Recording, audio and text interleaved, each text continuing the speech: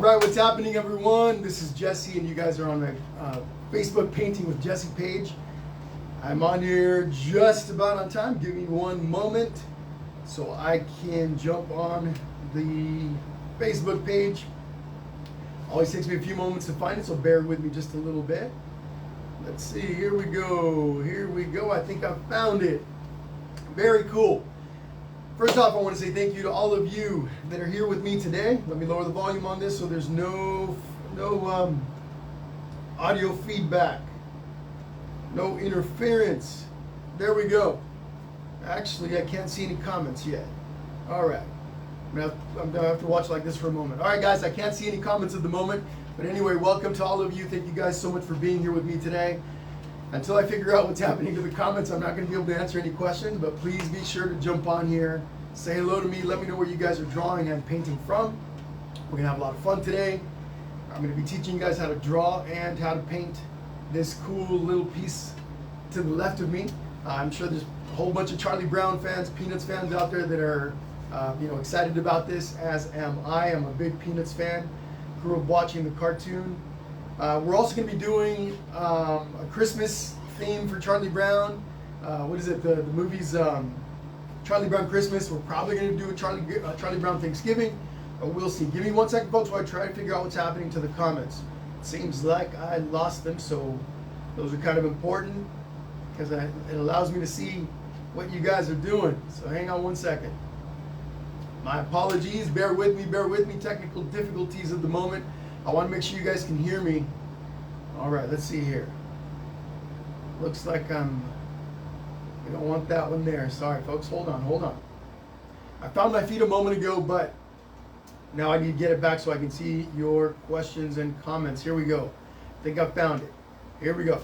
Okay, so the other thing, folks, I want to make sure that all of you guys are aware. Whoops, let me lower that volume. Do not click on any links that you see in the comments section. Okay, any links that pop up in those comments section, please do not click on them. If they have links, right? I got a lot of spammers that are coming on here to my events, trying to lure the participants on my events to other pages. Make sure you guys don't touch those. Leave those alone. Okay, I will try to ban them as quickly as I can, but they get past me. Anyway, just want to make sure everyone's aware that we do have that issue, and I still can't see the comments. Dang, how weird. Okay, but folks, bear with me while I figure this part out. It might take a few moments, but for some reason these comments aren't popping up on my feed. Hang on 1 second. Let me see if I can pull it up on my phone. Okay, let's see. Painting with Jesse is live now. Okay, I see that. What is happening here? The technical difficulties continue. Hold on 1 second, folks. Sorry about this. We'll get to it here in just a moment. If I end up not being able to see your comments and stuff, we'll just go on without them till I'm able to see them. There's quite a few on. Here we go. Dang. They're popping up on my phone, but not on my laptop. Anyway, all right, so what are we going to be doing? Like I said, we're going to be drawing and painting. So what we're going to need, I'm all over the place today. You're going to be needing a pencil and an eraser because we're going to start with drawing. We're going to get right into it pretty quickly. There's a couple of things I want everyone to understand, okay? If you cannot do this entire project today, let's say you can't finish because it takes too long, because something comes up and you have to leave, the recorded version of this will be available immediately after the session is over. As soon as the live session is over, if you go over to the live tab on my Painting with Jesse page, you'll see this video there. So for whatever reason, once we get going, you have to take off, just know that you'll be able to come back to it, okay? So that's one. Number two, do your best. This isn't a competition. I want you guys to have fun with it, especially if you feel like you're not very experienced at drawing or with drawing. I'm going to be walking you through every step of the process. I'm going to show you something on my canvas, and then you guys try to replicate it on your end. Okay, I go slowly at first, and then I start to pick it up a little bit. In between those steps, so if I do a step, I'm going to give you guys some time to do the step after me. If I can get the comments going on my laptop, in between those steps, as you guys are doing your part, I look at the comments and answer questions. I say hello to a bunch of you, and I give little shout outs throughout. Okay, the process is going to take us at least the 2 hours that I've designated for the event. Okay, it is going to take us at least 2 hours. It might take us a little bit more. Don't worry, don't stress out. Just relax. you will be able to come back and finish if you don't get enough time to do so today. If you start to fall behind, do your best to keep up. The important part of this is the drawing part of it, right? As long as you've got the drawing part of it all done, you're fine. You're good to go, because after that it's all about layering paint. And if you're not familiar with painting, don't worry, I walk up through all those steps as well. Okay, I want to make sure again, guys, that you guys don't click on any comments in the, I don't see any yet, but if you guys see any links indicating that they're taking you to the live feed of this event, please do not click on those. Scammers are coming on here at some of my events trying to lead you guys to other websites to steal your credit card information and who knows what else. Okay, so please, please, please be aware that that's happening.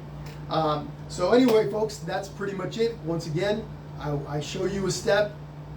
I give you guys a little time to repeat it. I'm going to be painting on, doing this whole thing on a canvas. I'll show you that in a second. When we get to the painting part of it, I have a cup with water, some brushes. I'm going to be painting with acrylic paint. Okay, I've got a bunch of acrylic paints, and I'll go over those as well in a little bit. But I'm going to be painting with acrylic paint. You can do this with whatever you've got, colored pencils, pastels, watercolors, what have you, okay? So, all right, let's get moving here. I'm going to switch everything to the front. If you're new here, if you're new to my page, please let me know in the comments that it's your first time here. I do want to welcome you and all the repeat visitors to my page. Thank you all for being here. We're going to have some fun today. A couple of days before Halloween, it's the Great Pumpkin, Charlie Brown, a bunch of people's all-time favorite cartoons. Okay, we got the piece right over here. Again, I'm going to be drawing this on a 16 by 20 inch canvas. I'm going to bring the camera forward in just a little bit. Let me try one more time to see if I can, actually I'll do it after I set up the camera. You guys want to be getting your stuff ready. Okay, again, we're going to start with the drawing part of this. And I apologize, I cannot see anybody's comments except when I look at my phone. And I'm not going to do that just yet. It's just going to distract me. Once we get going with the drawing, I'm going to start looking at those comments. Okay, so please bear with me. I know there's going to be some questions from some of you. You might have to repeat the question. I'll let you know when I'm ready to start looking at those comments. But right now what we're going to do is we're just going to set everything up. I'm going to have the two canvases right side by side like this. Again, we're going to start with the drawing. A simple blocking out of the drawing is how I start my pieces. So if you're not familiar with drawing, or you didn't join me when we've drawn some stuff in the past, do not worry. We take our time with this, especially at the beginning. I try to make it as beginner friendly as I possibly can. The goal here is to not get frustrated.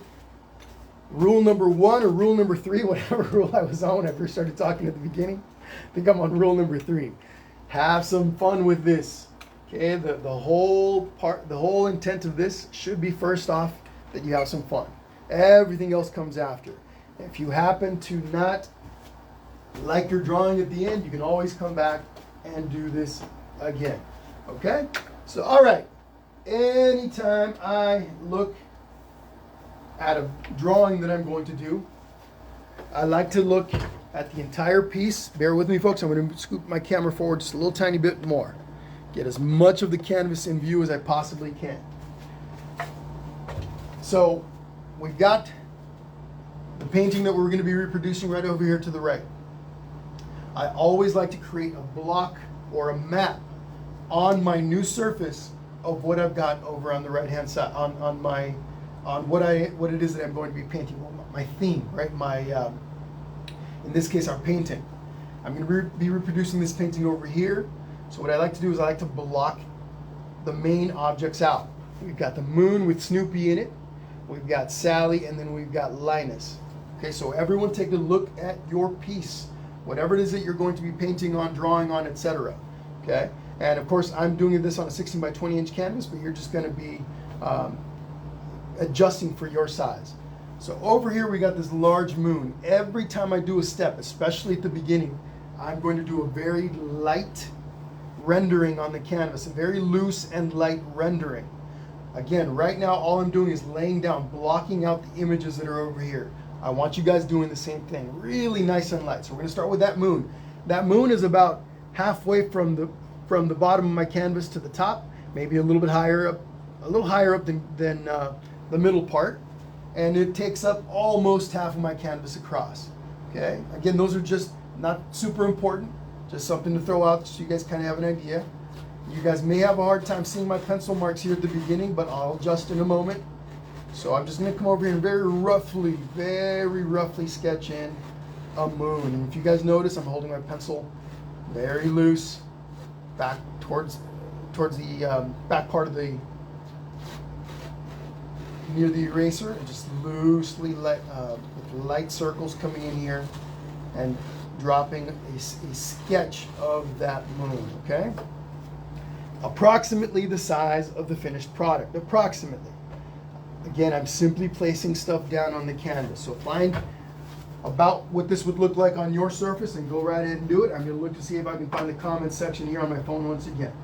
I mean on my laptop. So bear with me a moment as you guys are getting that in there. Got quite a bunch of you guys I can see on my screen. We got quite a few people joining us today, and that's fantastic. But for some reason, I still can't see any of the comments on my laptop. So I'm going to wing this for a little bit until I can figure out how to fix that. This has happened to me in the past once or twice, and eventually they come in and we start. I'm able to see your comments. Right now I have to rely on my phone, but it's a really small screen and don't want to mess with that too much. All right, here we go. Hang on one second.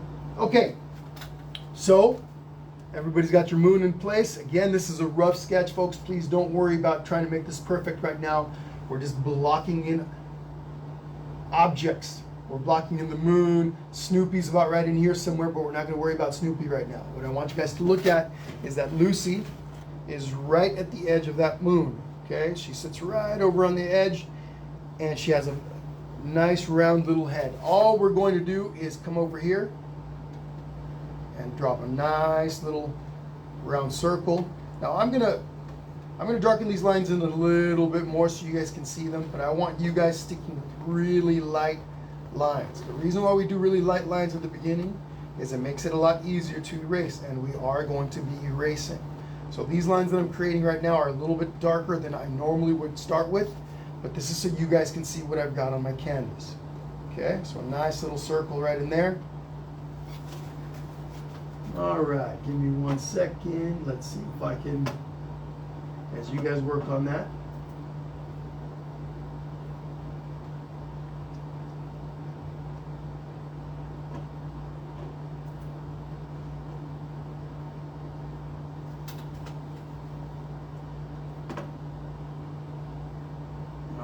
All right, here we go. Are we lucky? We're getting lucky this time. All right, folks, moving on to the next step. So we got Lucy, we got her head in place, and again, we'll be able to adjust this, maybe make it a little bit larger or maybe make it a little bit smaller. Right now, this is a very rough sketch of what we got on the canvas. She has a little neck down below. Just gonna block that in. Nothing too fancy. And then right below that, there's this pumpkin that's quite a bit larger than her head. Well, a little larger than her head, and I'm just gonna go ahead and put that in. This little pumpkin, as some of you guys may have guessed, is strategically placed so we don't have to draw her body, okay? We'll be doing the top of her little blouse, but later on we'll be doing that little top of her little blouse. But for now, just block in that part of that pumpkin that's below her, okay? All right, here we go. I got comments, yay. All right, guys, we're in business. Again, I just want to repeat some things now that I'm not so distracted. If you guys fall behind at any point, don't stress. The video is going to be available for you guys to go back and watch it at your leisure once the live session's over. If you guys go over to the live tab on the main page, you'll find all my previous recordings of all my painting sessions there, and this will be up there as well, okay? Do your best to try to keep up. Don't stress. This is about having fun. If you guys hung out with me last Friday when we did Jack and Sally from Nightmare Before Christmas, if you guys came back and saw all the pictures that I posted of all the different paintings, you'll see everybody does, there's a little bit of a difference between everybody's paintings, everybody's drawings. The goal shouldn't necessarily be to try to create the exact same replica of what I've got up here. Do your best, enjoy the process, learn a little bit, and just go with the flow.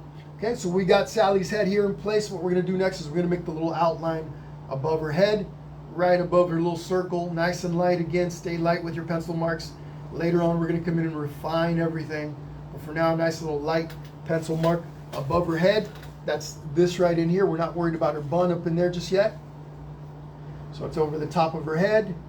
Okay, then you're going to come over, give me a little straight line over to the right a bit. And then you're going to curve that under, and it's going to connect down in there near the bottom of her chin, or near the bottom of her head. Okay, let me darken up my line here just a little bit so you guys can see. Okay, I'm going to start looking at the comments here in just a little bit, see if I can catch up a little.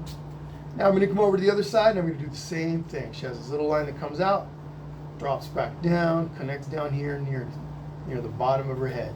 All right, let me see here. What's up, Amanda? Sweet Pea Real White. Hi from Terre Haute, Indiana. How's it going? How's it going, everyone? Thank you guys for joining me. Mary Blair says, love the pumpkin patch. So we're all going to be doing a pumpkin patch, right? Well, most of us is. All right, let's see. Amy Dusenberry, how's it going? Welcome back. 8x10, huh? All right, sounds good. Yeah, guys, so do your best. Take it easy. Take it easy on your lines. I know that they're not necessarily, whoops, it looks like I'm behind on my. So my laptop is way behind in the feed. All right, here we go. Sorry, folks. Again, there's some technical difficulties with my feed on my laptop. Not sure what's happening right there, but we're not going to worry about that too much. Here we go. Linus sits over to the left. Linus's head is not quite a circle, right? He's got like a partial circle for the bottom half of his face, and then he's got another part circle up on top. He's almost shaped a little bit like a garbanzo, well, more like a pinto bean or a lima bean or something, right? He's got this little segment right in here. But this bottom part is what we're going to start with, and it's a really almost perfect circle underneath, like perfect half of a circle. So a little over to the left of Sally, maybe where her hairline is. You're going to come over, touch, start right there. Just going to nice and light go underneath, curve it. Okay, again, almost like creating a half a circle. And his face, his head might be a little bit bigger than hers, so use that to gauge your proportion here. Okay. This part right here then kind of straightens up a little bit. Remember, folks, in between steps, I'm going to be giving you guys some time to catch up. Right now, we're just blocking everything out. Okay, so when it comes over the top, I probably define those lines a little more than I normally would, but no big deal. Okay, so that's what we got. Kind of a general shape. Okay, looks about like that. And my laptop still is acting weird. So let me get out of that. If I don't get that going here in the next 5 minutes, I think I'm just going to abandon my laptop and stick to my phone and go from there. So, okay, well, so you guys work on this for a moment. So again, we got Sally. I probably made his head a little high. No, this is fine. She has a little bun that we're going to be adding here in a little while. So I think that's about right about where I put it. All right, let's see here. Found my feet again. Looks like, all right, here we go. Wow, that was no fun. Okay, here we go, guys. So we're gonna give Linus a little neck down in here. Okay, just like that. All that is a little square or a little rectangle underneath. His shoulder line is curved a little bit, right? Kind of does this. So give me that a little curved line like that. Nothing more, nothing less. Just a good little curved line. It's where, his arms are going to be outstretched.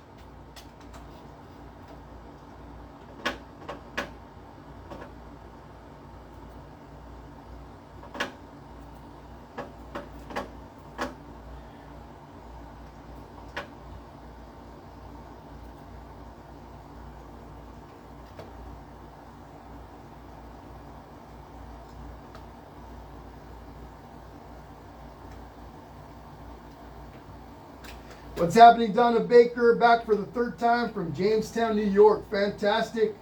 Katie Holloway says, I'm only 10, so I just got out of school. Okay, awesome. Probably using your mom's Facebook, I imagine. All right, folks, so here we go. We're just gonna come down here, over this side right in here. We're just blocking out the shapes. Got a little line in here, nice and rough for the side of his body. We're not worried about his arm right now. Okay, then we got this little line over here where his little belly kind of pops out a little bit on the other side. We can bring these up and connect them to this shoulder line in here. Okay, nothing crazy, nothing fancy. We're just dropping some lines, blocking things in so that we are able to keep everything within our canvas or piece of paper or whatever it is that you guys are all creating this on. Okay, so again, we just have a couple little lines. So this little line up here in the front is this part of his body here. We got this in here. Give you guys a moment with that. We're gonna come over and we're gonna block in Snoopy in just a little bit. All right, guys, looks like I got your comments now.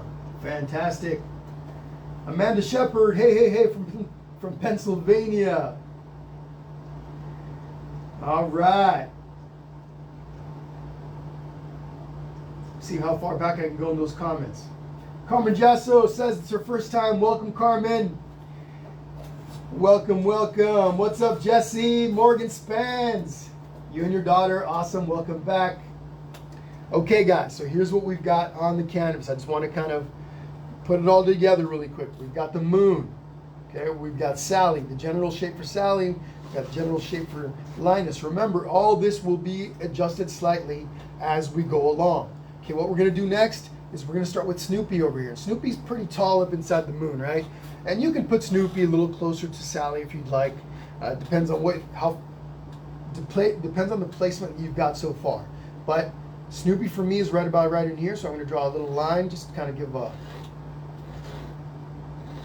placement for about the middle of his body. His neck will be up in here somewhere. So I just draw a little line, kind of like this, and maybe this is going to be the top of my Snoopy. Okay, and of course he's going to come all the way down into the pumpkin patch, which is all going to be down in here.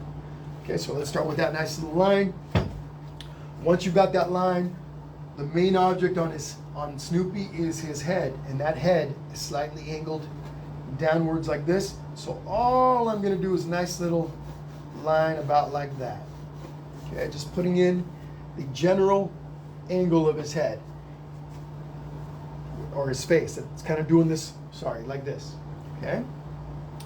Once we've got that, I can go ahead and start in on the back of his head. The back of his head is just a little round shape. I'll start it right about right here.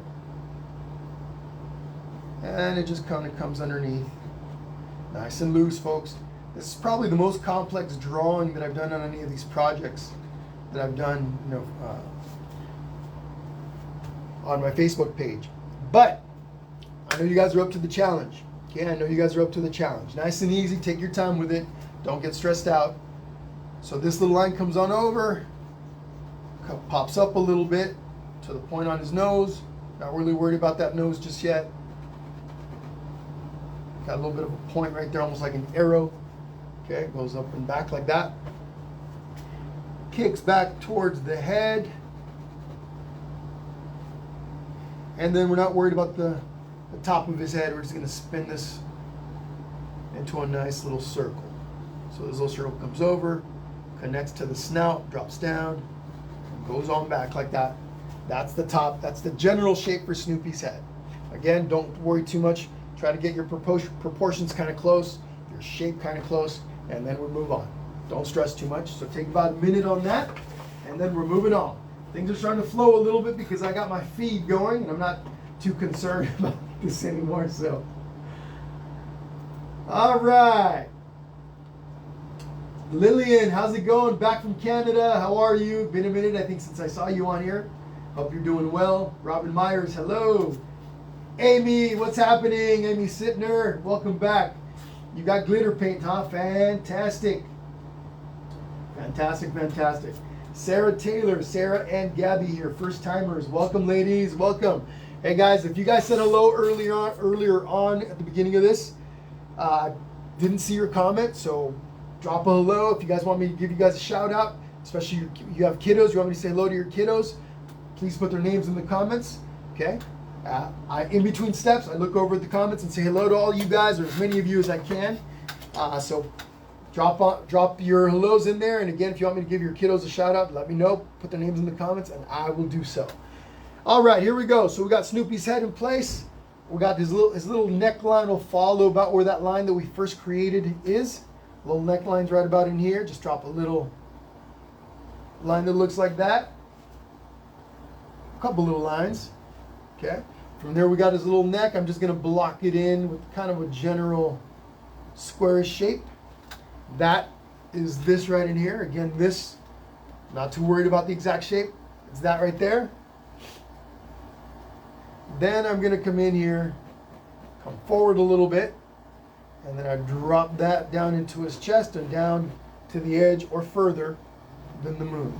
This part of it, how far down this goes, I'm not worried about it. I can always adjust it using the green for the foliage down below, or one of my pumpkins. Okay, and then we do the back part. Comes on over and back, and again, same thing. I'm not too worried about how far down I'm going to go with that. All right.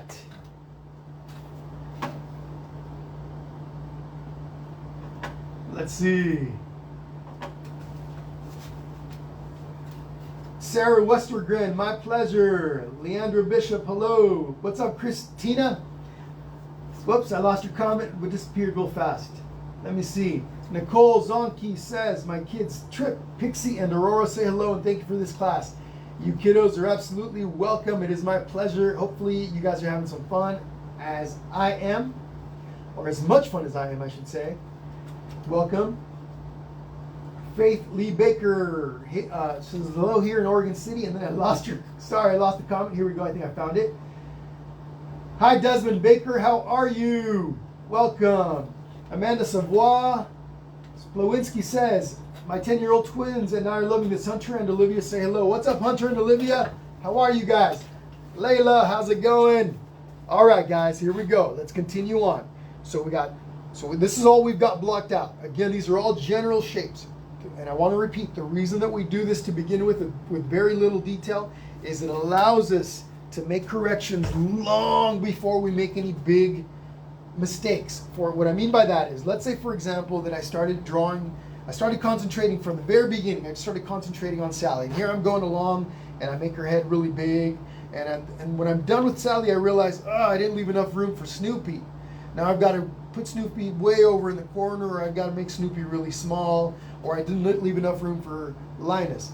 This right here is a way of blocking in all of your images long before you add any detail. This helps you in the long run save time, and also it just makes it more pleasant. It's a nice loose little rendering of what we're going to be detailing here in a moment. So just make sure you've got everything that I've got up there. You guys got about a minute, and we're going to start adding some detail. We're going to start here with Sally. All right, while you guys are doing that, I'm going to grab me a little drink, and I want to say a toast. Go out a little toast to all of you guys. Welcome. Thank you for being here. Hope you guys are ready to have some fun. Tomorrow, for those of you that are here today, in case you guys don't know, tomorrow evening we got 2 paintings. Oh, sorry, I forgot my toast. Cheers to all of you. Thank you for being here with me today. I'm assuming a lot of you already know, but just in case, tomorrow we got 2 events. Coraline, I'm going to be teaching you guys how to draw, and then we're painting Coraline, okay? Tomorrow, I believe we're starting at 2 p.m. with Coraline. Then at 5 o'clock, this is the big one. We're doing Maleficent. Okay, we got Maleficent in the house. I'm going to be teaching you guys same thing, how to draw it, and then we paint it. I do have some templates for this that are available. If you guys are planning on joining me, send me a message to Painting with Jesse. That's Painting with Jesse, JESSE @gmail.com. paintingwithjesse@gmail.com, and I'll get those templates out to you. And template for the outline for Maleficent's upper body, and then the dragon and the crow over on the side. Okay, that's tomorrow, and I believe this one we're starting it at 5 o'clock. Don't quote me on that. The events are up on my Facebook page, so check those out if you haven't already. And I hope to see you guys tomorrow, the day before Halloween. Starting off the weekend right, if you ask me. All right, here we go, guys. This is where we start to add some detail. I've got all these rough lines in place. Now I can come in and start refining things. And we're going to start right here with Sally. Okay, what I want everyone to do, notice the line right here, this dark line underneath her face. This line that goes from one ear over up to the other side, that's what we're going to start with. So right up in here, whoops, and I think I grabbed a pencil that isn't too sharp. We'll have to switch it out here in a moment, but here we go. Right up in here, I'm just going to come in here, darken this line up, come over, right in there. I'm going to be erasing some of those other lines here in a little bit. Once I find the line that I want, I darken it and I erase some of the other stuff. I'm not erasing just yet. But right in here, we're going to give Sally, a nice little ear. Right in there. Probably needs to be a little bigger, so let me adjust that. Okay, light lines, folks. That way, in case you need to make a correction, it's easy to correct. Also, if you make your lines too dark, even if you erase them, some of you that are using paint, if your paint's transparent, you're going to see some of those lines coming through. So you want to make your lines nice and light. Okay? All right. So now I'm going to come down here. I'm just going to darken up her little neckline. Okay? I also elongated it just a little bit. While I'm at it, I'm simply going to go ahead and darken up my little line down here for my pumpkin below. And again, this pumpkin is strategic. I put it here on purpose. I figured there was a lot of drawing going on. I didn't want to make it so complicated that some of you run away. So I put that pumpkin in front of Sally's body. Now we don't have to draw all that. It makes it a lot easier. Then right over the top, her little collar. A little collar. All it is a couple little lines that pop up over the top of the pumpkin. Okay, just like that. That's that right in there. Okay? All right. So now, let's look at the part of, actually before we look at this, there's a little bun up on top. She has a nice little bun. I'm going to erase this line above her head. Actually, I'm going to erase all these lines for the moon that are in here. Let's go ahead and clean those up. Let's get those out of there. We don't need them. Okay? So that line, all those lines that I created earlier for that moon, we're going to clean those up. We're going to clean those up around her hairline, right in there. Okay? All right. Enough erasing for now. Now I'm going to go ahead and put in her little bun up in here. She has a little bun. Looks almost like a cloud. And the shape doesn't have to be exact. Just a little bun up in there. Okay, maybe I need to make it a little bigger. So I'll erase it again. Nice light lines at first so we can erase. And now I'm going to make it a little bit larger. Just like that. Inside of her bun, she has a little bow tie, a little hairpiece, a little barrette. Looks like almost like a little bow tie. Okay, so I just add that in there. Okay, I'll give you guys a moment to work on that. Annika Melendez, what's up from Stockton? How are you, Brianna Fulton? Let's see. Hello, Brianna Fulton. Michelle Cook, what's happening? So the comments, I'm going to put down the email address that you need to send the request to in the comments.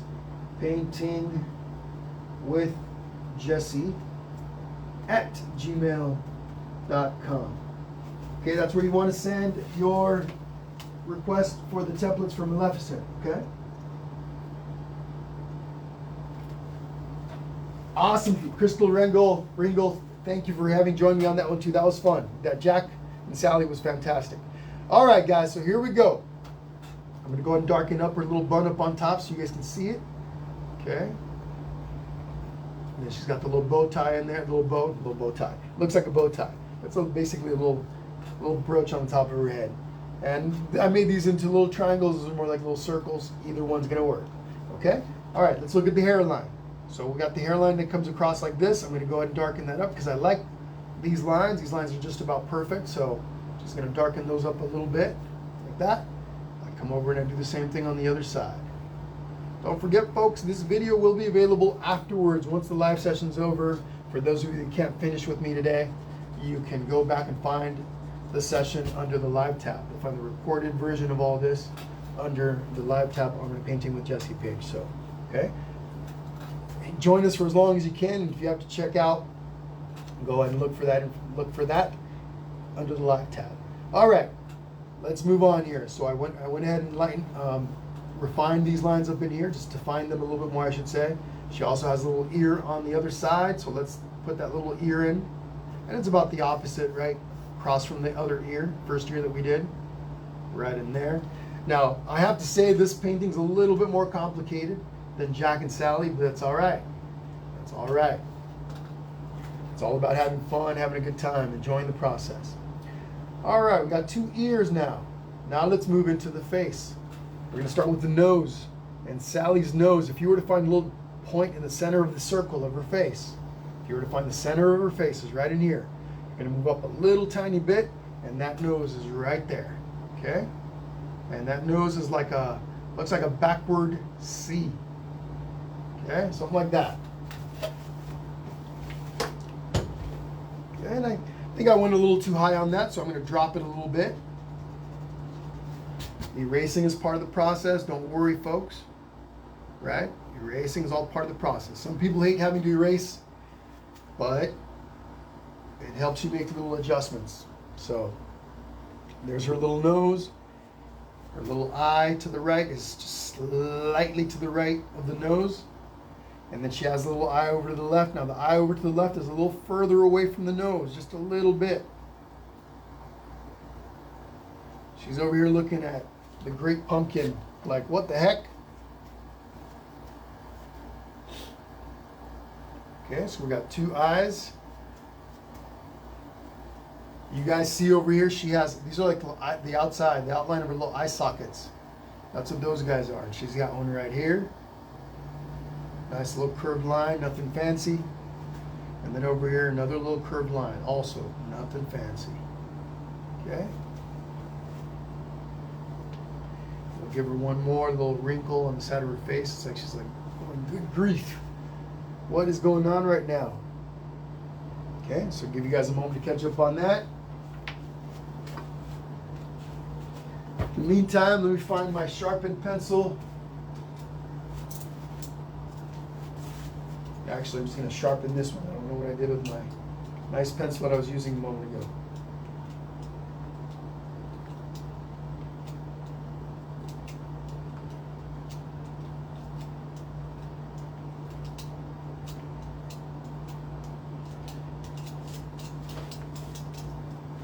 Okay, everyone, here we go. Here we go. Moving on. Little eyebrows. Just a pair of little eyebrows. They're just right up here.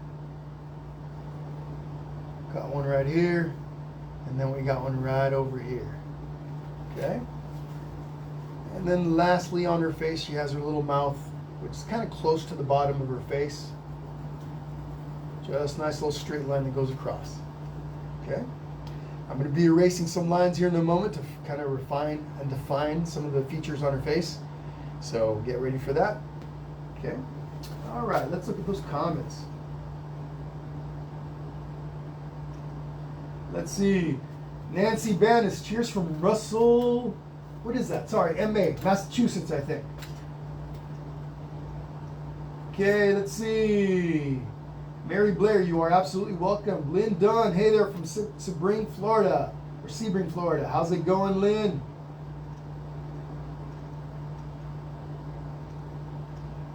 All right, let's see. Hocus Pocus yesterday. Silpa Kaminemi says, we painted Hocus Pocus yesterday. We loved it.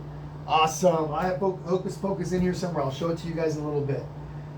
What she's talking about. Okay, in case some of you guys missed it. Yeah, Mary Blair, guys, remember the eraser. It's all part of it. Sometimes people think, oh my God, everything has to be so perfect on the very first attempt. Nope, that's not how it works. Sure, the better, with time, the more improved your drawing becomes, your drawing skills become, yeah, your first lines tend to be really close to your finished product. And sometimes they're exact, right? Oftentimes they're exact. But no matter what level of artist you are, you're always going to be erasing. So do not stress about having to erase. It's all part of it. Okay, so here we go. I'm going to erase right up in here. I'm going to erase this a little bit. The line that's for the top of her head that we did initially. I still want to see a little bit of it, but not too much.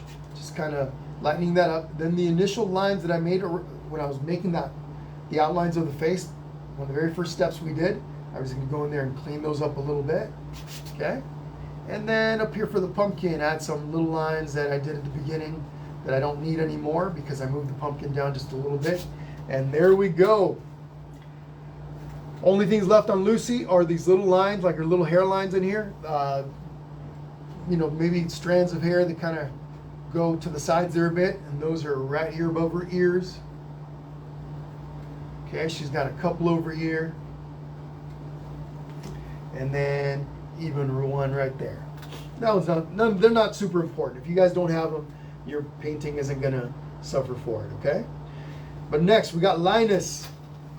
Let's look at Linus. I got a little refining to do over here. I'm going to increase the size of his head a little bit this way. Just going to make it a little bit wider than I made it initially. Okay? So bear with me. Watch how I make the adjustment. Here's inside there is my initial line. I'm just going to touch it up a little bit. Make it a little bit larger. That comes over and connects to the original line that I created. Top of his head. So here's where we start to refine. He just needs a little bit more refinement than Sally did. Okay, so there's that. Now I can go ahead and start darkening up the lines that I'm going to keep. Again, we darken up what we're going to keep, and we erase what's not useful anymore. Okay, so let me go ahead and erase what we're not using. That way you guys can better see the actual lines around his face. There we go.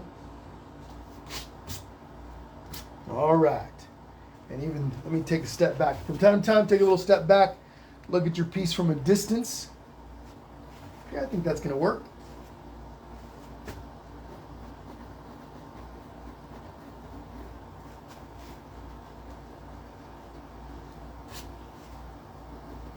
There we go. All right. So we got his face. We're going to continue working on the face here. First thing we're going to do, we're going to add his mouth. And his mouth is at an angle. We're going to do the top part of his mouth. Okay, his mouth, of course, is near the bottom of his face. So I have a nice little line that runs across like this. It runs nearly the entire distance between one cheek to the other. Pretty close anyway. And then below that, we got nice angled lines that come down from each corner. And then they connect down at the bottom. There we go, just like that. And I like that mouth. I don't really need to adjust it. Except maybe come up a little bit in that corner. I'm going to erase in here just a touch. And there we go. Okay, I like that, and I'm going to keep that. Next thing we're going to be working on in just about 30 seconds is that nose. That nose is up in here somewhere. Okay. If you were to split the middle between the top of his mouth and the top of his head, the nose is right about in the middle. Okay, so somewhere in there, same thing as with Sally's. Do a little nice C. Little C like that. Okay. All right. Moving along here, folks. We're gonna be drawing till about 5 o'clock. Okay, it's gonna take us a full hour practically to draw all this in, and we're making pretty good speed. Maybe 10 after 5 o'clock, if I was to guess, and then after that we paint. Okay. Again, if at any point you guys fall too far behind, or you have to leave for whatever reason, just know that the video will be available for you guys to come back and continue watching wherever you left off, and you'll find it in the live feed, live tab on my main page. All right, let's look at those eyes. He's got a couple of eyes right next to his face, right next to his nose, just like Sally did. Move a little bit over to the right. Give me a little dot, just a little dot, black dot right in here. We're gonna move over to the left a little bit. And that little dot is in real tight. So the eyeballs are really close to that nose. Okay? Just like that. Nothing fancy. 2 little dots right on Linus's face. Okay, once you got the little dots in place, we got these same thing. These are kind of like the outlines to his eye sockets, or maybe little wrinkles outside his face. Give him a little bit of an expression. He's got that wow look. So here we go. Nice little curved line on each side of that face. Okay. There we go. Work on that for a moment.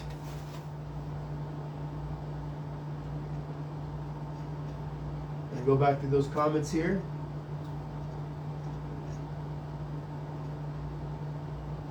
Paula, Kelly, Sandoval, Charlotte, Greta, Gus, and Georgia.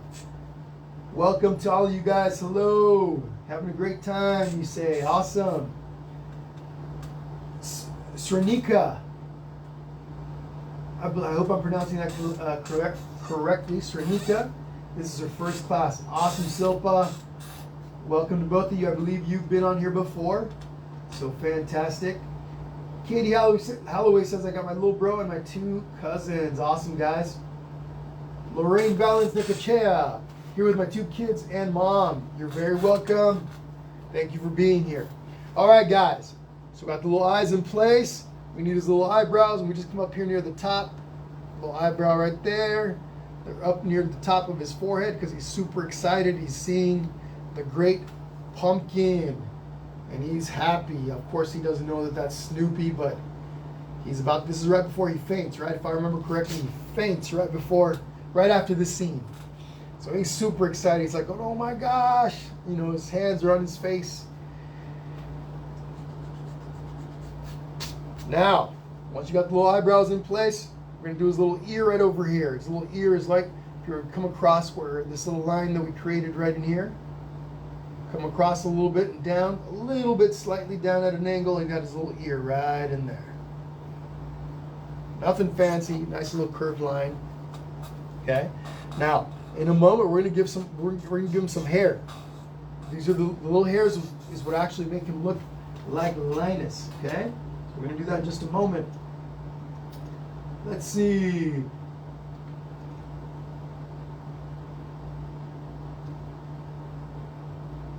Kimma M. Russell, hello to you and your daughter Maya. Tristan and Gabe are back for round 2. Awesome, Tristan and Gabe. Welcome back, guys. All right, that's as far back as I can go in the comments, so now I'm going to go forward. Melissa Evans, it's my first time. Awesome.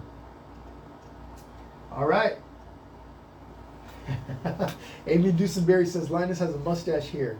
I redid the lip. Sorry, then I lost your comment. Laura Lopez Ontiveros, Girl Scout Troop 36188 has 2 girls joining this class today. Awesome. To Girl Scout Troop 36188, welcome. Thank you for being here. All right, guys. So we're going to give Linus some hair. The hair is what actually makes him look like Linus. So starting over here, right on this side of his head, little line that comes over and does that. And right below that, another little strand that pops out. Linus always looks like he has to brush his hair, or he's got a little bit of a comb over. Okay. Now from right there, we do a little strand that comes up and over and down into his forehead, past his eyebrows a little bit. And we got another one that looks almost identical, does the same thing, comes down and in.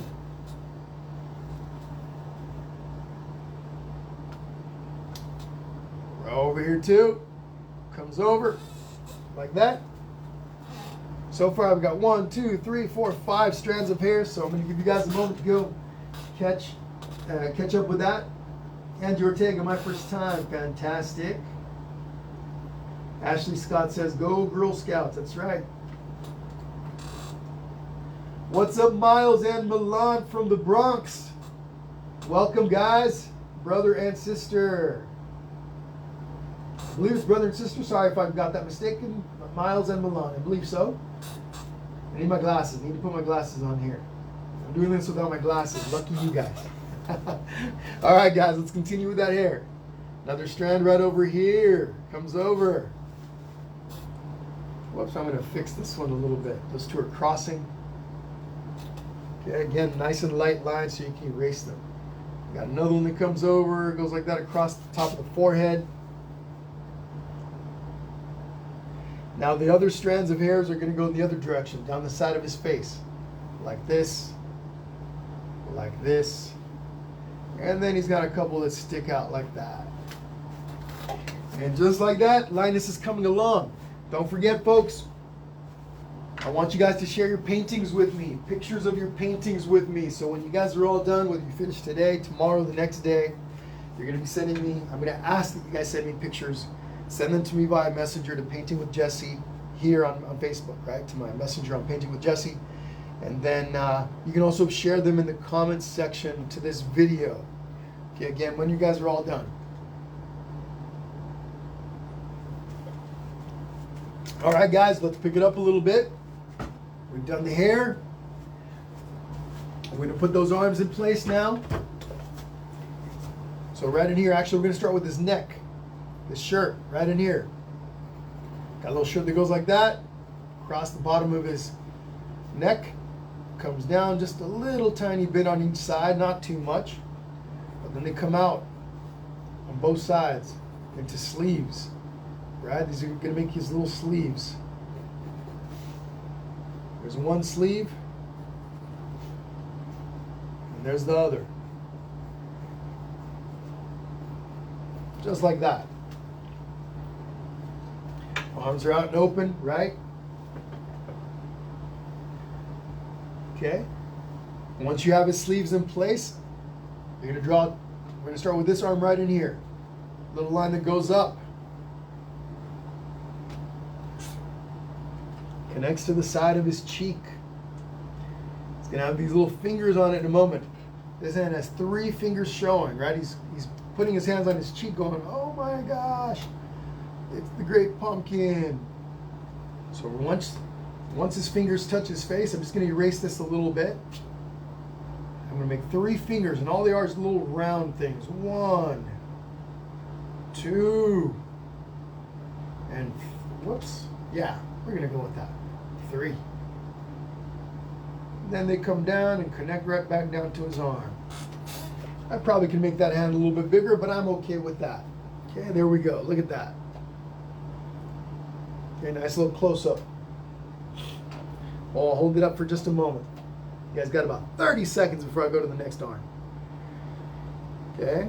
And again, I could probably make this a little bit bigger, but I'm okay with that. I'm not too worried about it. The original's a little bit bigger. I might make an adjustment here in a little bit, but I'll look at the other hand first and see what that looks like, and then I'll decide.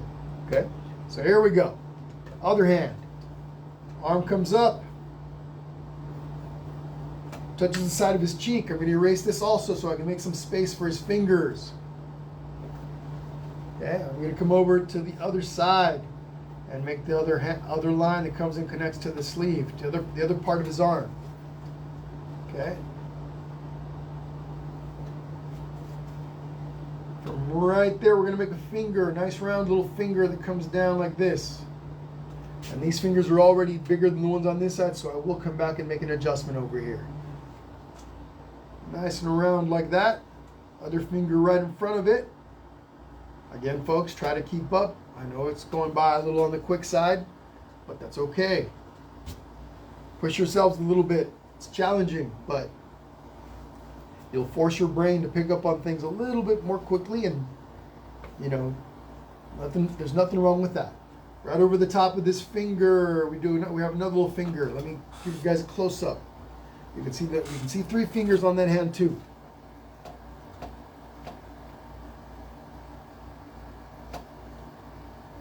Okay. All right. So, actually, you know what? I think I'm okay over here. I'm going to stick with that. Again, probably a little smaller than what I would like, but I'm okay with it. Doesn't have to be perfect. That will work. Okay? So now let's see what we've got. Just a couple things left. We have to make the little lines for his sleeve. There's one right here. We're not going to make the stripes on his shirt yet. Little lines on the sleeves just like that. So these guys here. And then I'm going to go ahead and add in the line for his the shirt in front of it, like where his belly is. Yeah, you can see a little bit of his belly. Okay, a little bit. And then I'm gonna come over here and do this. I'm not gonna go too far down because I'm gonna take a moment to add in another pumpkin over here. So nice little rounded top to this pumpkin. Okay, just like that. And then this line right in here is gonna get lost in the leaves and stuff, so there's that. So work on this for a moment. Let me take a look at the comments, see what we got.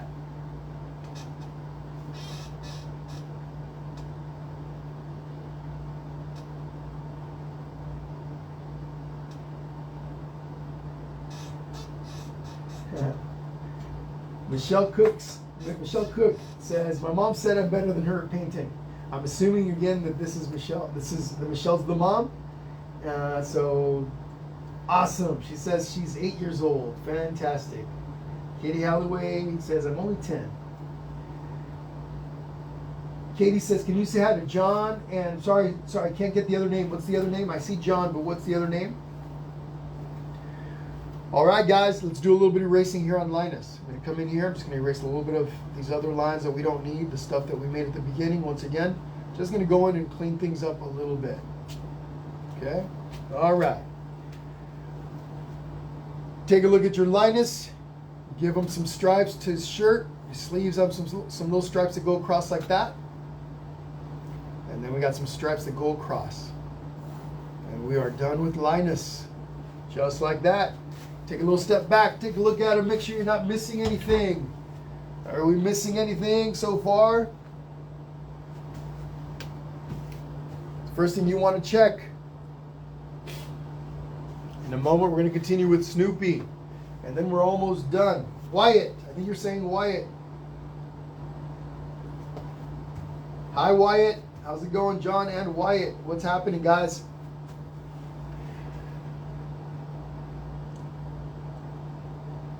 All right, Snoopy coming up. Okay, for those of you that have your templates cut out and ready to go, I am going to be teaching you how to draw Snoopy, but for those of you that have your templates, you guys can relax a little bit. Put your Snoopy template wherever you're going to, put him on in front of your moon and go ahead and start tracing him out. For those of you that are drawing Snoopy with me, we're going to start up here on the head. Okay, I'm going to define this back part of the head right in here. All I'm doing is coming in here and just darkening this up back in there because I like that line. I don't have to do any real adjustments to it. I'm going to come down in here. Obviously, this is all going to be black, so I'm not too worried about all the lines that I'm going to have on the inside because that's all going to be covered up with black. I might erase some of them just to make it easier on you guys to see at home. But his face comes forward a little bit to his snout, and from there it's going to curve up. Okay, so let's curve that up a little bit. He has a little nose, kind of like a little button nose that comes out. Okay, just like that. Then it goes up and heads on back. Okay, just like that. Okay, so work on that for just a little bit. What's up, Maui and Gabriel from Eloy, Arizona? How are you guys? Thank you for being here today. I appreciate you guys. All right, guys. For any of you that might like to know, I do have a virtual tip jar. I have a Venmo, PayPal, and Zelle. For any of you that are able to and would like to, you guys can find me on Venmo, PayPal, Zelle. It's my virtual little tip jar here. This information is also in the description of the video. Don't leave and go look for it or anything like that right now. If you're interested, you can always find this later on, right? Go to the description of the video later. But anyhow, just letting you guys know, for those of you that can and would like to, I do appreciate you guys help me support the page, and I want to thank all of you that in the past have sent tips. It is greatly appreciated. Anyhow, there's that information, okay? And again, it's all in the description of the video. So if you guys are interested, go look for that later on and you'll find it there. All right, let's continue with Snoopy. So Snoopy has a little line that goes up like this, comes up to the front, goes up, and drops back down like that, okay? So goes up, forward a little bit, up at an angle, drops down. I'm going to erase these other lines in here to make it cleaner, a little easier for you guys to see what I've got in here. Looks like they might be a little distracting. They're distracting me a little bit, so I imagine they might be distracting you guys too. Okay, now, so from there it goes up, and it goes back a little bit, and then reconnects to the top of the head. So there's the top of my Snoopy's head. Okay, so let's take a look at the neck in here. I'm going to stop at the neck. I'm just going to do this for the neck. A little curved line that goes in there. Again, this line isn't really necessary, but this is all going to be covered up with black in a little while, so we're not too worried about it. Okay, so in here, the neck. Let's refine the neck. The neck is an interesting shape. It has a little collar on, right? Okay, little line that comes up, forward and down. It's almost like we're creating a bit of a box. Back, we got another little line that comes down and then connects to his body, just like that. From there, it's pretty easy. You're just going to come forward a bit and then down. So let me turn the canvas towards me just a touch. Okay, like that. And then on the back, kind of similar, just less of an angle. And down into the patch. There we go.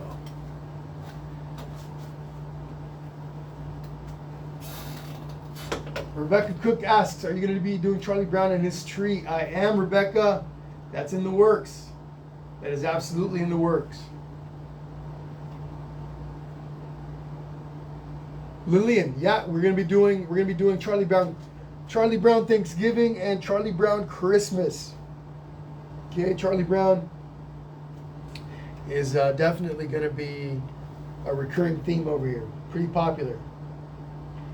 What's up, Annika Melendez from Fort Stockton? How's it going?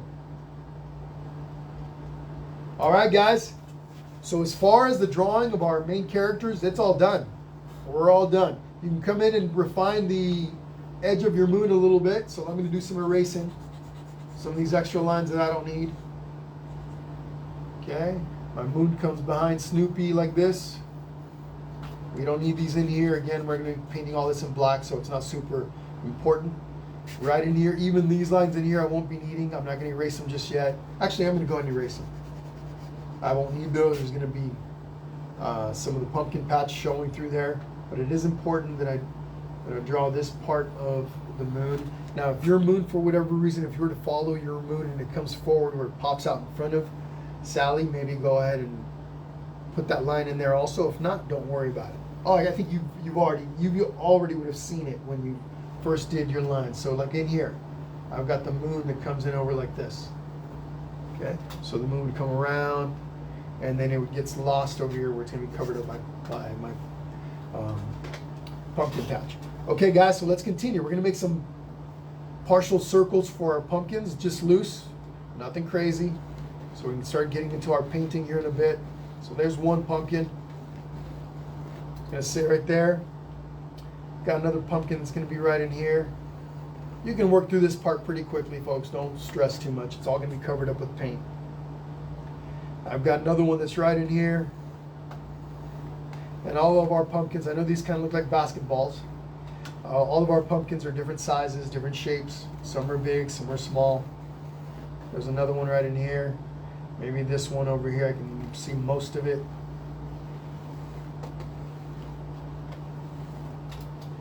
Then I've got a real big one right up in here. Maybe you guys do too. Okay, something like that. And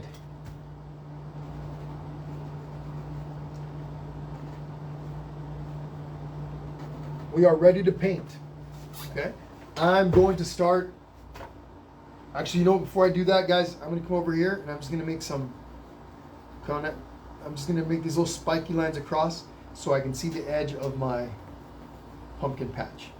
Makes it a little easier to see where I'm going to have some of these leaves popping up. So this line in here, all this in here, maybe in here. I'll have a few up here. Okay, so here, maybe a little there. That's the top of where all the leaves are going to be showing in the pumpkin patch. Of course, from there down, we're going to have leaves and pumpkins, okay? I'm going to start with some green paint. So whatever you guys are using to paint, grab that. I'm going to talk about my paints here in just a moment.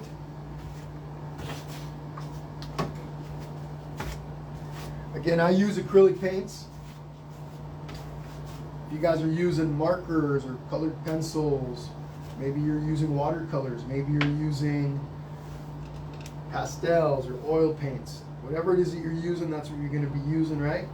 But if you're using acrylic paints like I am, what I do is I keep my brushes in a cup.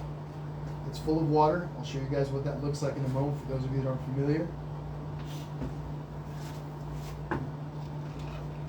I got paper towels here, lots of paper towels that come in handy because messes happen, accidents happen. So here's what I do. I got quite a few brushes in here. I won't be using all these brushes, but I'll talk about this in a moment. So I've got a water cup with some water, and I got my brushes in there. Acrylic paint dries very quickly, and so that to keep my brushes from drying, I keep them floating inside of a water cup. Okay, I've got all sorts of different brushes in here. The main ones that I'm going to be using are these are all synthetic bristle brushes. I got this is a 1-inch flat brush. Okay, I'm going to be using this a lot, especially in the backgrounds for the larger parts. I've got this little 1/4-inch flat brush. I'll be using this for some of the smaller stuff, little details and stuff like that. I've got this 1/2-inch flat brush, pretty handy. And then I have a couple little pointy brushes. They're called liner brushes, and these guys help me do all the little detail on the inside and stuff like that. Okay, but what I'm going to start with is, let's see here. I'm going to start with my 1-inch flat brush. So it was in my water cup, so I'm just going to take a paper towel. I pull it out of my water cup, and I just kind of squeeze out any extra paint. The colors that I'm going to be using are pretty obvious, but just in case, I've got some green. I'm going to be using some green that I'm going to darken up with a little bit of brown or black to have some darker green areas. And I'm going to lighten some of my green up with white to lighten it up a little. So regular green, a little bit of dark green, light green. I got some orange, got some red, got some pink or peach for the skin color. I've got some black. I got some white that I use for the moon, and blue. So blue, black, white, yellow, peach or pink, red, orange, and various shades of green, okay? We're starting with that green. Just grab a bunch of this green. Now watch what I do here, folks. There's not a whole lot of definition that goes on into this step. All I'm going to come in here is I'm going to come in. So below if I've got a pumpkin, I don't want to cover it all up. I just go below it. Okay, I just kind of go below it. I'm creating what's eventually going to be a bunch of these leaves, right? So just be careful that you don't cover up. Once you've got all your pumpkins in place, you don't want to cover them up. So just come in. It's like I did there by accident. No big deal. I'm just going to clean it up. Either I can turn that into a leaf. I'll turn that into a leaf later. But I can kind of come up like this in between the pumpkins. I come up. Look how I'm holding the brush. Nothing fancy. Super loose. We'll be giving our leaves definition later. For now, it almost looks like we're just creating a formless layer of paint, and it pretty much is what that looks like. Use little short strokes with your brush. You can kind of go left, right, up, down. Again, nothing fancy. Go around the tops of your pumpkins. If you come across the tops of the pumpkins, for the most part, are all in the open, right? So in other words, you can see the tops of all of the pumpkins. But work your way underneath them. Okay, there we go. All the way down to the bottom of your canvas or your paper that you're working on. Come up, over, and work rather quickly. Just be careful that you don't cover up your pumpkins. You want to go underneath them. Later on, we're going to come in here and define all of this, but for now, we're not too worried about it. And come up in here. Again, if you have any if you can see the tops of your pumpkins, go ahead and outline them so you don't accidentally cover them up, like I'm doing here. I'm outlining them first. We're not doing these up in here. Okay, right? Those up on the very top, you only have a couple little leaves showing over the top. Take your time, but not too much time. I think what I mean to say is just be careful. Be careful you don't, cover up your pumpkins. All right. Something like that. So I'm going to switch over my big brush for a smaller one here for my little 1/4 inch brush. And you guys don't have to have the exact same brushes that I do. As long as you've got something kind of similar, that's what you want to use. For my areas with smaller leaves, like in here and in here, I'm just going to take a smaller brush and I'm just going to come in. These pop up over the top of my pumpkins like that.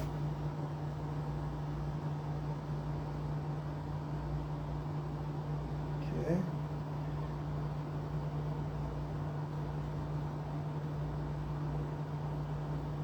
So again, the trick here is that you can still see all the tops of your pumpkins, okay? And even if you cover them up a little bit like I did over here, it's not that big of a deal. You can always just kind of take a paper towel if you're using acrylic paint or some other water-soluble paint and just clean it up a little bit, but don't worry about it. Put your layer of paint down and then move on.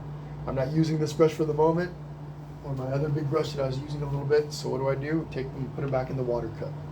All right, so take about a minute on that, minute or two, and let me take a look at those comments. We are at an hour and 10 minutes from when we started. All right, let's go down and look at those comments. So, Crystal Ringle is asking, is there a good brand for the liner brushes? You know, one of the brands that I use often, and I pick these up at Michael's, Artist Loft brand, both brushes and paint. Those are the most commonly used brushes and paint brand. That is the most commonly used brand of paint and brushes that I use. Artist's Loft from Michael's. But there's a lot of really good ones out there. What I like about these is they're pretty durable. They last a long time, right? I can use them over and over and over again as long as I take care of them. They last me a long time, and then they're really cheap. You can pick up a good variety pack with pretty much everything you'll need, other than the really large brushes, for under $10. 7, 8, 9, $10 is probably about what you'll see them at. And you can get them with a variety of brushes. Sometimes you'll find them for there's 10, 15 brushes in those packs, and they have pretty much everything you'll need. So again, that's the brand that I would recommend. There are other brands out there that I often use. Off the top of my head, they're not gonna. I'm drawing a blank, so I can't give you any other at the moment. But if I remember here, I'll tell you. There are others that I use, but that's mainly the one that I use. Okay. All right. Give you guys about another 30 seconds on that. Move with me, folks. When I move to a different area, move with me. If you find time to go back, you can. You will be able to. And we are going to be doing another layer over the top of this. These leaves over here don't start to really get defined until I start doing the outlining in black. Okay, that's when those leaves start to pop out. All right. There you go, Lillian. Artist Loft. That's right. They're brushes and acrylic paint. Pretty fantastic. Yeah, Charlie Brown in his football with maybe Lucy pulling it out of the way as he's kicking it, right? Okay, guys, let's move on. So I'm going to use my little 1/2-inch brush. What I'm going to do is I'm going to do a layer of paint around all of my pumpkins. Okay, so that is the next step. Okay, get yourselves a little bit of orange. Ready to go here. Whoops, and I'm knocking stuff down in the back. I got a little bit of orange right here. I'm just gonna go right to my jar and I'm gonna put some on my plate. So what I do is I'll put my paints on plates like this. Makes it easy to work with. I just kind of do that. So I'm gonna take some of this paint. Don't need a really thick layer. I just come in here and just brush that right in. You know who has some really good art supplies lately, especially since COVID began? Walmart. Walmart has surprised the heck out of me. I've gone into Walmart a few times, and I'll go over to their art section sometimes. Before, whenever I was in a hurry and I needed some kind of maybe last minute thing, and I'd swing by Walmart. They always had some art supplies, but I've been to like 3 different Walmarts over the past few months, and they've come up big time on their art supplies. They actually, they can give some art places a good run for their money on the basic stuff. Really good art, really good variety, pack brushes, good brands, good quality, cheap prices. They have canvases, they've got paint. So that's another good place to try and check out. All right, guys, so here we go. And one thing that I recommend is using synthetic bristle brush paint. Bristle brushes. Synthetic bristle brushes. Okay, there's a benefit to using these. Generally speaking, they provide really smooth brush strokes, so like the brush lines and things like that aren't super apparent. There are some other more natural, like horsehair brushes and things like that out there. I don't know. I don't like those as much. But synthetic bristle brushes is what you're looking for. Okay. So again, all I'm doing right now is going through and adding some orange right over the top of my pumpkins. Nothing too defined or too perfect. Just covering up all the white, getting in between the green. The smaller the pumpkin, the smaller the brush you want to use. Okay, I'm using my 1/2-inch brush here. So anything close to this 1/2-inch flat brush, that's what you're going to use. And on these pumpkins, for these that I'm painting right now, they're kind of overlapping each other. I'm not too worried about separating them too much. I just kind of come in here and drop some paint. Again, I'm more interested in covering all of the white part so I don't have any of the canvas bleeding through. Come over here, do the same.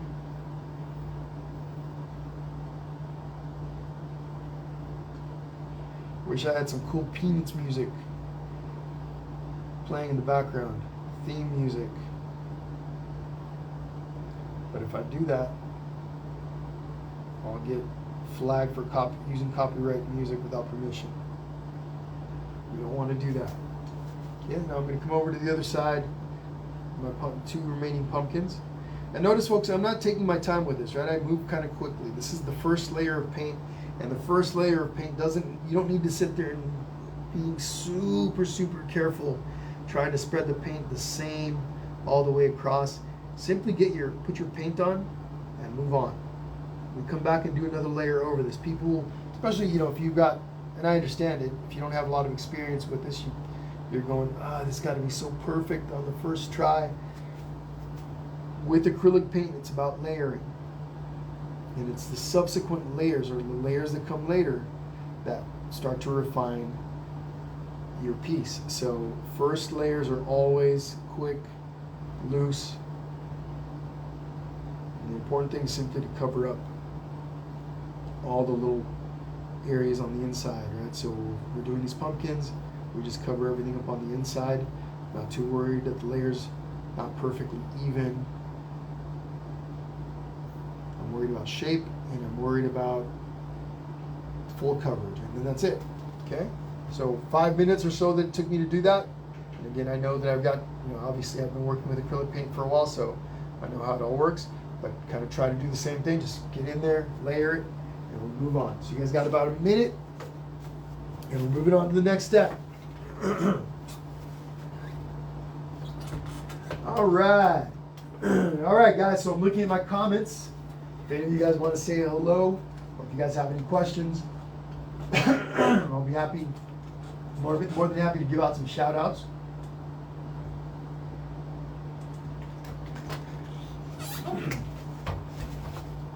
So if you guys are new here and weren't here last week, on Friday, we did this painting right here. I teach everyone how to draw and how to paint Jack and Sally. That video is still up and available for anyone that would like to go back and watch it. This one was a lot of fun. We had something like 2,000, almost 3,000 people that came and painted. Now, I don't know that everybody finished it or that everybody stayed to the end. I'm sure there were lots of people that came in and took off, but we had about 1,000 people that actually stuck it all the way through, so it was pretty fantastic. Anyway, that video's still up. If you guys are interested, go back into the live tab and look for that. What's up, Michelle Cook? How are you? Thank you for stopping by. Okay, guys, the next step, we're going to be working in the sky behind us. And of course, that's all blue, right? So a couple of things to look for, and we're going to be working this in with small brushes. There's all these little areas in between, like right in here, there, like above Linus's shoulders, all of these little steps. Whoops, we don't want to go over to the moon, right? Everything in here. So you're going to get yourself some blue, whatever blue you've got. I've got a really nice dark blue that I'm going to be working with. So I'm going to grab a different plate while you guys are getting ready for this step. I'm grabbing another plate.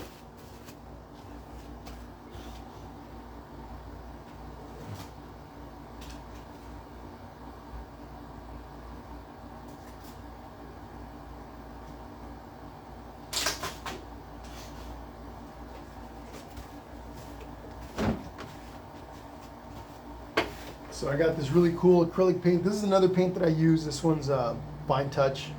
This is also a good one. I picked this one up at Hobby Lobby, the Fine Touch. It's a little bit more, maybe a little thicker, a little bit, what do you call it? Yeah, thicker, more dense, and it doesn't quite flow as much as the Artist Loft brand. But if I do this, and oftentimes you'll find yourself having to do this.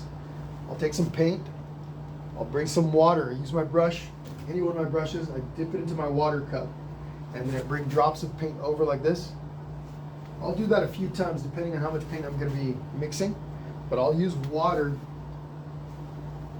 to thin the paints a little bit. So I'll take some of this blue, I'll bring it over to where the water is, and I'll do this.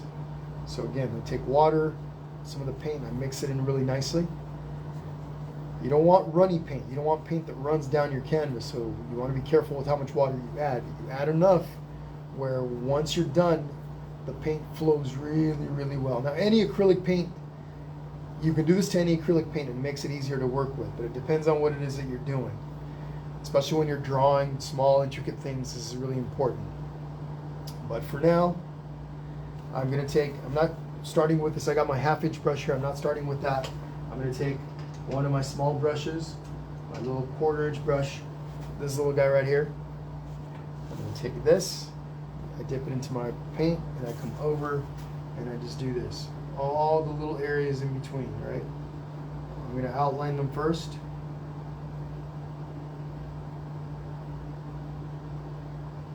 By outlining, it makes it a lot easier to stay outside my lines.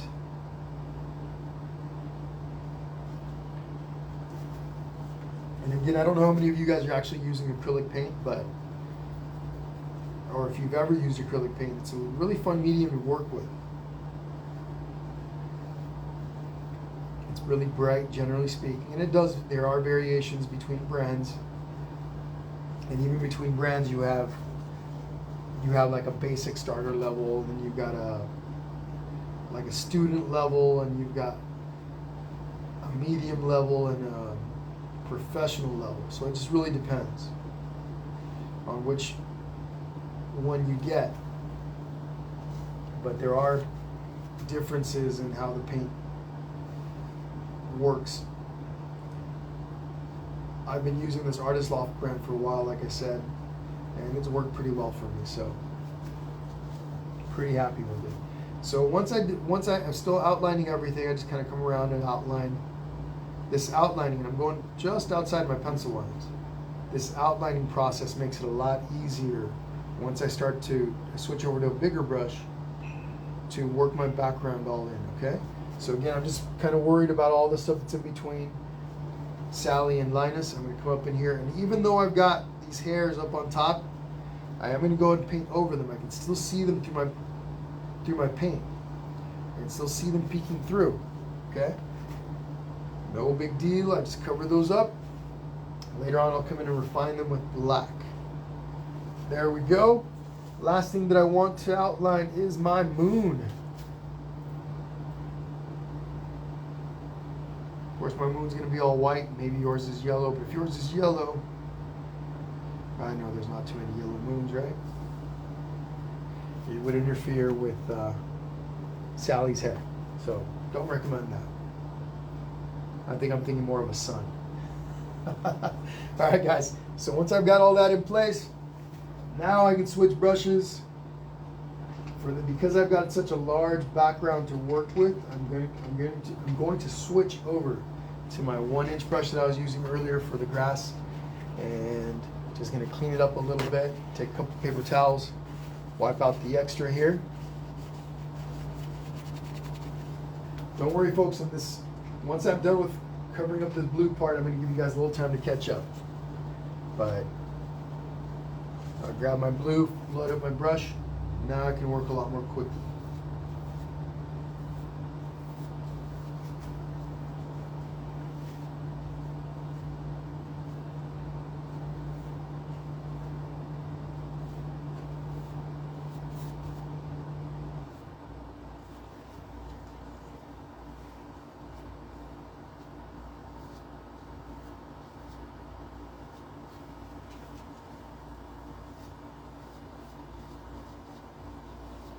When I come up here on top, right above my grass, I probably could have outlined it with my smaller brush and made this work a little bit better, but it's no big deal, so not too worried about it. Then once you get up above here, you can start using, you can go vertical, so up and down brush strokes, or long horizontal ones. The longer the brush stroke, the smoother your finish will be, generally speaking. If you're doing short little choppy ones like this, it won't be quite as smooth, but it does create a pretty cool little finish also. It just depends on what you like.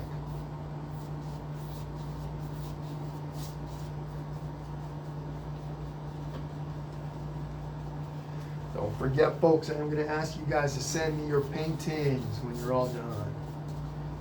I'd love to see you guys' handiwork. If you guys send those to me tonight, I will be sharing those, posting them. You guys can come back and say, hey, he shared my painting. All of you, send me your pictures, please. And if you guys can include yourselves in them, I love to see your faces, right? Happy faces that paint with me, so it's fantastic. If you guys can send me pictures of yourselves in, fantastic. If not, it's okay too. If there's any kiddos painting by themselves with no parents, please do not send me anything without permission from your parents first. So you got to make sure you check with your parents, okay? That is a rule. If you're painting by yourself, you got to make, if you're underage, under 18, you got to ask your parents first before you send me anything. All right, just a little rule. All right, so there's the front of my canvas all painted. If I wanted to, I could also come in and do the edges. I try to match up whatever's on the front. I match the sides, the top, all the way around. Okay, so I'm going to do that while you guys are painting the front. Just pour a little more paint onto my plate. I'm just going to come over and I'm going to do the top. Some people like to leave the edges or sides white. They like the way it frames their canvas. I like to paint them. Just a preference.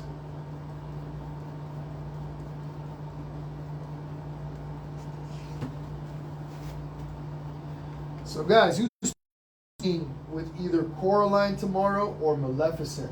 Leave it in the comments. If you're painting for Coraline, tell me Coraline. Me, Jesse, I'm painting Coraline. Or me, Jesse, I'm painting Maleficent. Or maybe you're doing both. Leave it in the comments. Let me know. Alright guys, so that's what that looks like with the sides painted. The top is painted. Okay? And I just come down as far as wherever there's blue, I just painted that edge all the way around. Alright. Mary Blair says, first time using acrylic. Awesome. Awesome, Mary. Good. Yeah. It takes a little bit of, just like with anything, it takes a little time to get used to it. Main thing is, though, you want to be careful, again, that your brushes in between uses like this goes right back into your water cup. If you don't do that, your paint's going to dry on the bristles, and that could be problematic to remove. You can remove it, but it can be difficult. The other thing is that at the end of the session, you want to take them and clean them up. Most of the time, just hot water will work. As long as the paint hasn't dried on your brush, you just use hot water and, you know, get in under the stream real nice, and all the paint will come off. Sometimes a little bit of dish soap is necessary. But what you want to do once you're done cleaning them, you want to go like this. You want to straighten the bristles back up. Okay, you want to clean them up, straighten the bristles back, reform them, in other words, to their original shape. And then when you put them away, you don't want them facing down where there's weight on the bristles, weight on the head. Over time it'll bend those bristles, and their brush won't be much good to you. You want to hang them, or you want to leave them to dry facing upwards. Okay, so maybe you already know that, but just in case. We lost you. Paula Kelly Sandoval says we lost you. Did anybody else lose me? I've still got the feed on my laptop, so I don't know if that was just a temporary thing with some of you guys or any of you, or maybe it was just with Paula. Let me know. Brandy Marzullo says she's coming to paint Maleficent. Rosemarie Alonzo, what's up, Rosemarie? Both, huh? Fantastic. Michelle Hampton says both. Definitely a Coraline household. It's so funny because I'd seen Coraline a bunch of times, right? Throughout. Like, I'd seen pictures of her, but I didn't really know much about her. But when I asked people earlier in the week what they wanted to paint, Coraline was like almost the number one requested painting. So it was pretty cool. Dana Boston going to be painting both. Awesome. So Dana, yes. So guys, check this out. Dana just asked a fantastic question, and this happens very many times with new users, and you'll get caught up with trying to make, when you're working with acrylic, you get caught up trying to get your background super smooth on the first layer. That's not going to happen. Look at my grass, or the leaves down in here with the pumpkin patch. It's all blotchy. That's how it works on the first layer. Don't stress too much. Even it will vary depending on the type of paint that you're using. Some paints are thicker than others. There's more pigment in them. But even like this orange has a little more pigment in it. It's a little thicker paint. It's still blotchy. Okay? My blue up in here is going to be a little bit blotchy. You can help it be less blotchy by using brush strokes that go all in the same direction. However, the blotchiness will generally not disappear until we do a second, and sometimes even third or even fourth layer. So don't worry about that. Don't get caught up in trying to make it be not blotchy, because it's not going to work for you on this first layer. It's about layering. So you do your layer and you move on. Okay? Later on, subsequent layers, though, that blotchiness starts to disappear. So, okay? Great question, though. Again, guys, if you guys have questions, please put them down in the comments. I love to hear stuff like that, because a lot of you are new, and I don't remember exactly, I don't remember every single thing to talk about while we're going along. I don't know, what everyone's experience is. So please ask your questions. I'm more than happy to answer them. All right? All right.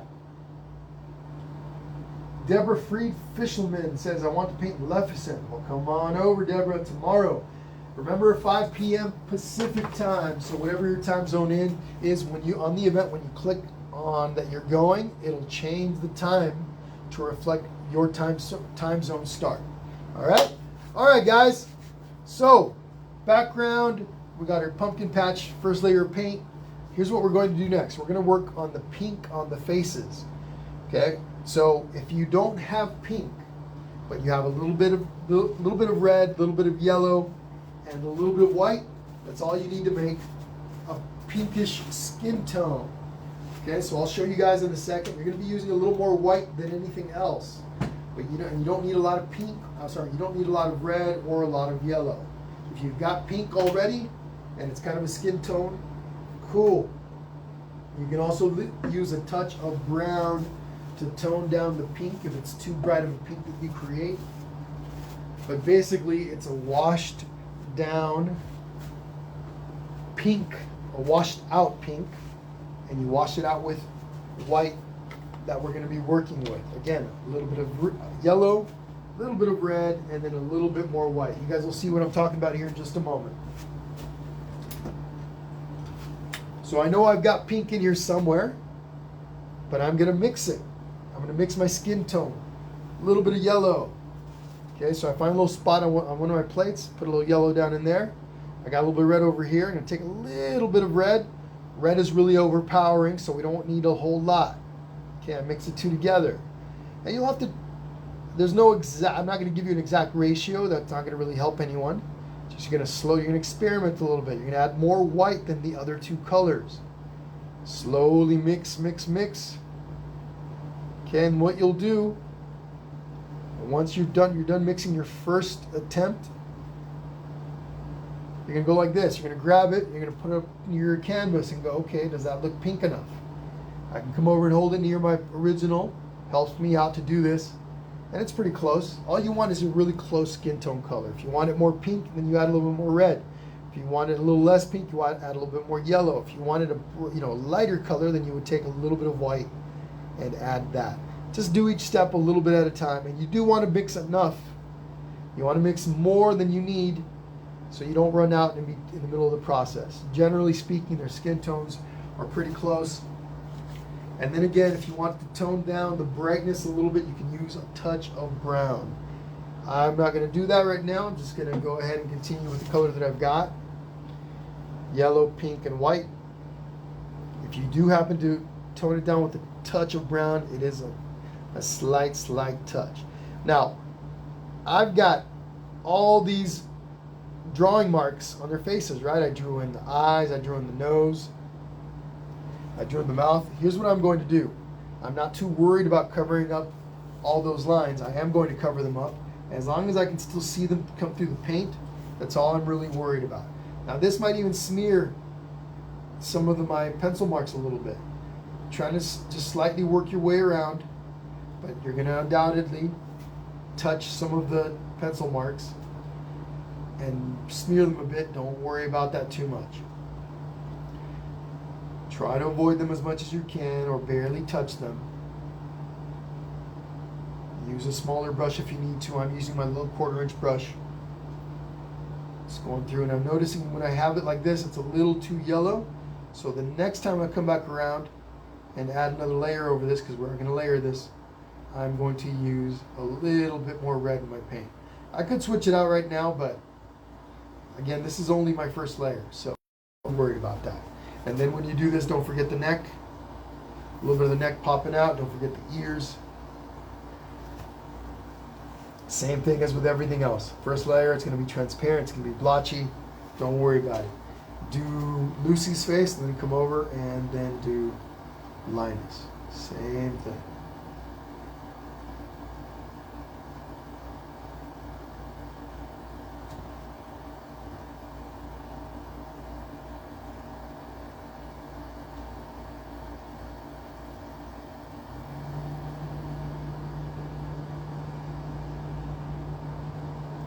I'm going to turn up a little bit of music, not too loud. It's copyright-free music. I don't know who these artists are. Just have a little bit of background music. Let me know if it gets too loud. Again, folks, as I'm going through and adding this paint, as I'm adding this paint, I noticed that it is a little bit on the, they look a little bit anemic. Linus and Sally look a little bit anemic with the skin tone, but I'm not too worried about that. On the second on the layer that I do,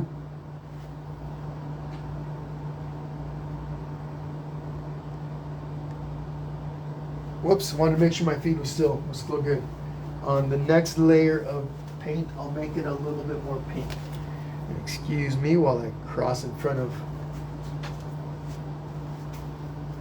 Thought I was going to turn a little bit of music up with my other phone, but ran out of power, so I got to charge it up a little bit. All right, we're going to do the face. Again, I can see the pencil marks still coming through. Then I'm going to take some of this color and I'm going to put some in the hands. Forgot Linus's ear, so I got to touch up the ear here. And the neck. Again, move quickly, folks. No need to go too slowly on this step. If you're sitting there trying to blend the colors in really nicely, again, to make everything nice and even. And your brain's going to want to do that. Your brain's going to want to sit there and go, oh, wait, I can see it's not the same color on this side of the face as on top of the face. And just put your layer of paint down and move on. Take a little breath, relax, tell your brain to go on vacay. Okay, tell your brain, hey, just relax. We're having some fun here. Kick down the OCD a little bit. All right? So work on that for a moment.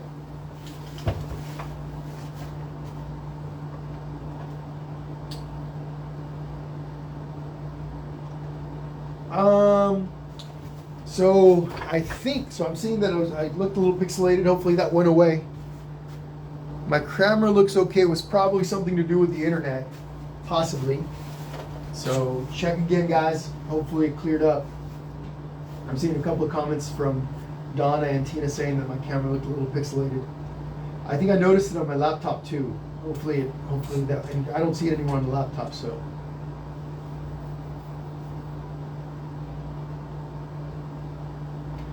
Linda Nickens, I will be painting with you tomorrow. I'm going to try to do both paintings. I love these sessions. Most of my art is done with pencils and markers. I have already drawn and colored 4 pictures. I haven't drawn like this in years. Thank you so much. You are absolutely welcome, Linda. Okay, good. So it looks like it cleared up. I don't know what happened there, guys. Probably the internet. Something must have happened with the internet. But anyway, all right, guys. Once you do the face, we're going to come in here. What I like to do, here's what I like to do. Anytime there's a common color, pink, for example, right? Both their faces are pink. I went ahead and did everything that's pink. If I had more, when I did the sky here, this blue color, if there were other areas that were going to be blue, I would do those at the same time, especially when I'm doing the first layer of paint. If I was doing her hair and there were other places that required yellow, I would then move on and do those too.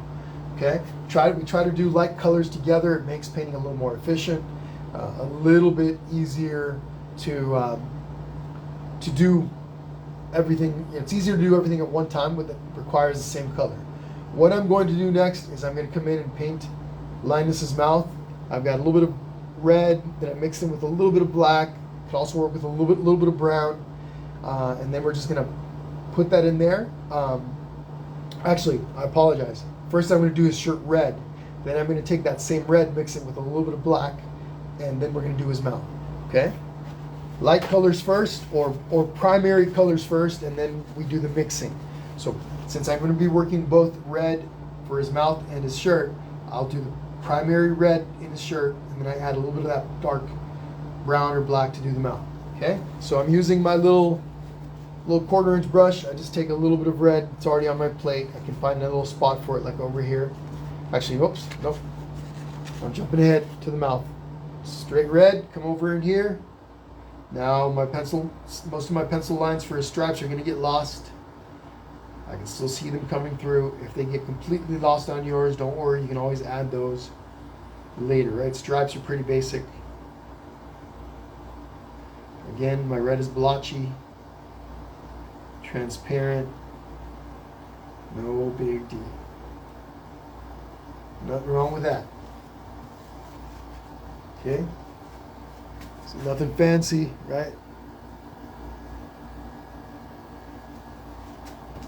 So take a moment for that.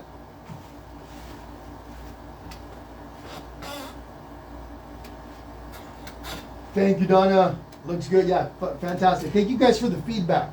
A lot of times I get caught up with what I'm doing over here, and then I'll look at the comments, and I'll see what's happening on your end.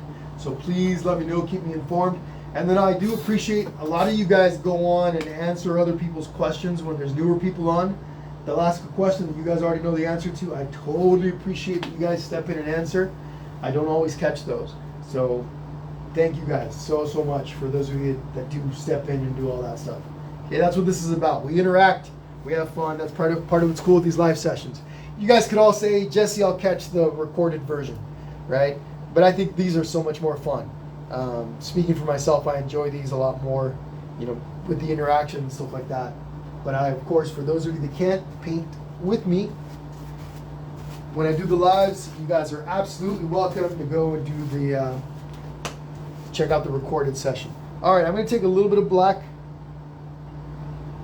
right? So I'm going to be working with some black to cover, I'm going to cover Snoopy with black too, right? So I'm going to put out enough paint to be able to do both. And I probably squirted out a little too much paint, but that's all right. Better to do more than not enough. So a little bit of black with my red, just darkening up that red. It's going to look almost like a burgundy. Almost takes a little bit of a purple effect. And it doesn't have to be perfectly blended, as long as it's a pretty dark red. And once I do that, I'll come in with my little brush, little 1/4 inch brush, and I could probably switch over to a smaller brush for the finer edges, little points on his mouth. If you guys are newer to painting, the smaller the area, the smaller the brush. I won't lie, sometimes I get a little lazy and I'll go, I can do that. With this bigger brush, I'll just be really careful. And then the next thing I know, I've got paint in an area that I didn't want it to go, and then I've got to go in and fix it or clean it up. So it's always safer to go with your smaller brushes first. But the little nooks and crannies and corners and like that, it's especially smarter to go with the smaller brushes. Okay, and now as you guys are going along, maybe once you did your drawing, and you add your paint, it doesn't quite look exactly the way you want. You can make little adjustments with your paint, right? Like for example, his mouth was a little too far over to the right, I thought, so I just came over and added a little tiny more width to the right hand side by just lightly touching the tip of the bristles to that edge and bringing the mouth out a little bit. Okay, so once we've done that, we're going to go ahead and work with Snoopy. Now I've got this really dark red on my brush. I'm not too worried about cleaning it up. I'm just going to take some black, and I could add some water to this if I want. If you find that as you start to work with your black, it's not spreading or it's too thick, you want to add a little bit of water to it. I'm going to take this black, and I'm just going to come in here. Usually I'll work the edges in first, come around, go under like this. Again, use caution. Ideally here I should be using a smaller brush, especially around my edges. Okay, so I do all the big parts with this brush first, and then I will come in with a smaller brush and tighten up some of the lines around the edges of Snoopy's body and head. Again, just work quickly but carefully. You're not going to get a perfect layer of paint on the first pass. And that's usually what I see holds up most newer painters, right? Because you don't know that that's not how it works. Your brain seeing kind of a blotchiness throughout. You're like, oh, how do I fix that? How come that area looks darker than this? But in time you realize, gotta wait till the second layer or third layer sometimes. So down here by the leaves and stuff, just kind of use your brush to kind of go create some little pointy edges, a jagged edge to body, and you're good to go. Now I will switch brushes here. I'll take this one and switch it over for my little liner brush. I'll dip it into the paint. Here's one tip you can look at. Some of you guys already know this tip. When you take your liner brush and dip it in the paint, press the brush up against the plate and spin it. Spin it as you pull away. When you spin it and you pull away, the point gets really small and it's a lot easier to make skinny, pointy lines. So I'm just going to come in and use this little brush now to clean up Snoopy's snout.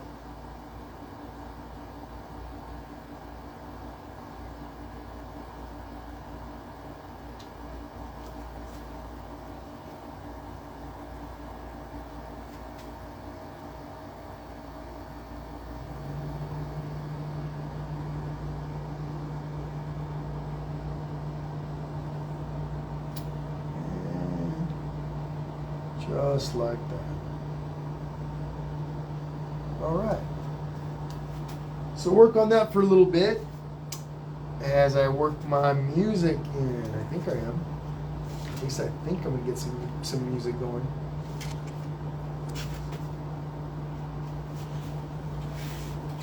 Also looking at the comments here.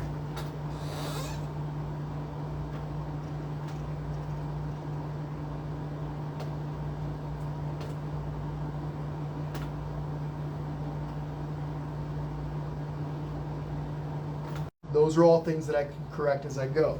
So with my paintbrush, my little skinny brush, I'm going to make some changes to this. Okay? And you may not be having this problem, but just in case any of you are, this is how you would do this. I'm going to be doing some drawing with my brush, my little skinny brush that I was just using. I'm going to take some water. I dip my brush in my water cup, bring some drops of water over. I might do that 2-3 times. Again, I want to make my paint nice and fluid. It almost turns into ink, but it does not get runny. If you've got runny paint, and the way I test it to see if my mix is runny is I hold the plate sideways. If my paint starts to run, I got too much water in it, and I need to add a little bit more paint to the mix. So, oh, and I got pixelated again. Let me go ahead and turn off my other phone, or maybe that's what's happening.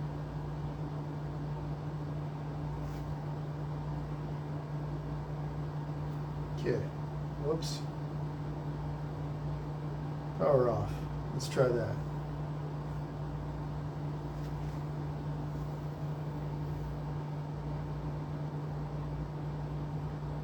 That's interesting. That's a new development. I don't know if it's just coincidence or what. But okay, so I'll take my brush here, and like the neck is a little skinnier on the new one, so I'm going to thicken that up a little bit. And just add a little bit of thickness there. I'm also going to take the collar part and extend it out a little bit. It's all little tiny brush strokes, folks, right in here, the neck. Okay, just making it a little thicker. I add a little bit of thickness at a time. Painting is about patience, right? I've said that a bunch of times. Some of you guys are going, Jess, you said that last time. But it really is. I just like to remind people. Painting is about patience. Drawing is about patience. Patience with the process, but patience, more importantly, patience with yourself. Right in here, just going to thicken this up a little. Now notice I'm adding a little bit of girth at a time. Why don't I just jump ahead and make it why don't I go, hey, it looks like it's about out here. Let me just go ahead and fix it all at one shot. Because if I misjudge it and it's too big, too large, that's a lot harder to fix. It requires removing paint, and against a white background, that can be a little tough. So avoid the headaches and add a little bit of girth at a time, a little bit of width at a time with small, skinny brush strokes. Okay? Just going to make a little bit more of an adjustment right here, and then we're moving on. You guys get the idea.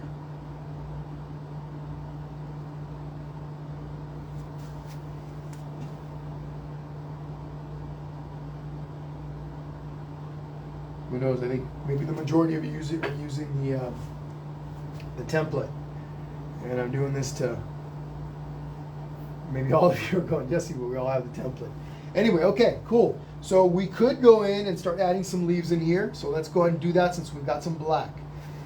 Now, don't worry, we are going to be adding another layer of paint. Simply take your little brush and give me some leaves, like here, especially on top. Little leaves that we're going to be adding. We're going to be adding some other layers of paint in here also. But especially up on top, some of these edges, these pointy parts, create some leaves out of them. Okay, up in here. Again, look how I'm holding my brush. There's nothing fancy to this. I don't need to get in there super tight or close or nothing special to it. Even, let's say over here, there's nothing in here but green, right? I can create the illusion of a leaf by doing this. Some of my leaves are going to have just two little sections like that. One petal like that. Maybe that's all that's popping up out of the ground. Okay, some of them are going to be upside down. Again, work carefully but quickly. You're working with black paint. We're going to add more of these later. We don't have to do them all at once. Okay. If you haven't said hello, folks, don't be shy. If it's your first time here, say hello in the comments. I'm going to go check those out in just a little bit. Things have slowed down quite a bit. Quite a few have jumped off of the session, so now it's a lot easier for me to see your comments. At the beginning, the comments come flying by and they just disappear off the screen pretty quickly. Yep, Rosemarie's asking for me to zoom in. I'm going to do this. I'm going to bring my painting forward. Okay, so there's a close-up of the leaves. Again, nothing fancy. It's a bunch of this layering that starts giving me the illusion that there are leaves in there, right? All of this painting stuff is you're creating illusions. Illusions of leaves in there in this case.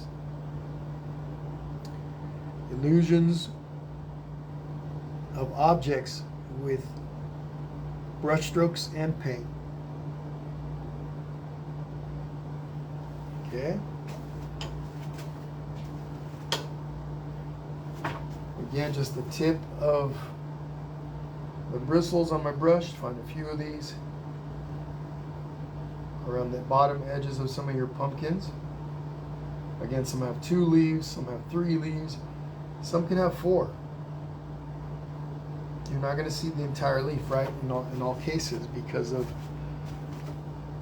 they're just kind of all stacked up on top of each other.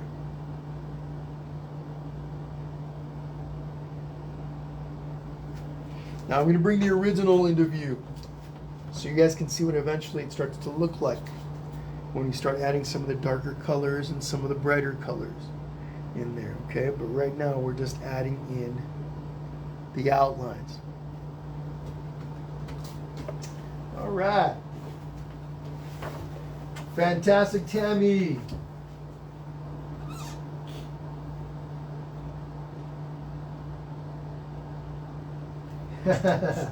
Glenda Williams.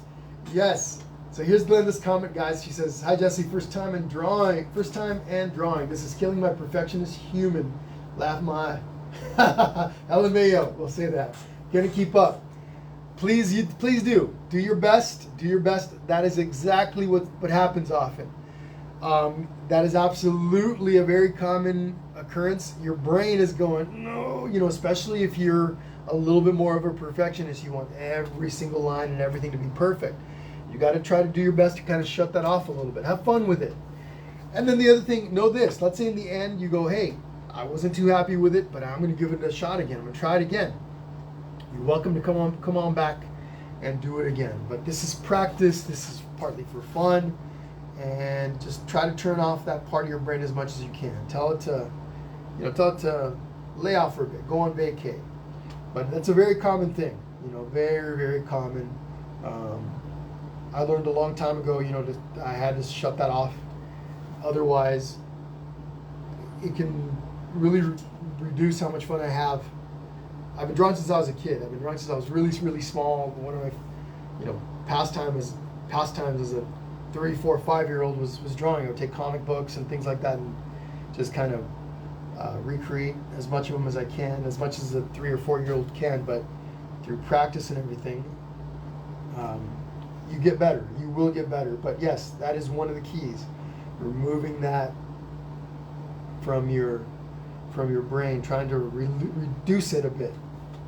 Trusting in the process, trusting in yourself, but definitely, I totally understand it. Okay? So again, more leaves. We're going to finish up here on these leaves in just a little bit, and we're going to come back and add some blonde to Lucy, the blue in her bow, and add another layer. By now, this layer on your faces is dry. So we're going to add another layer here. We're going to go back up into the sky to add another layer up in there to clean up some of that blotchiness, and we'll go from there.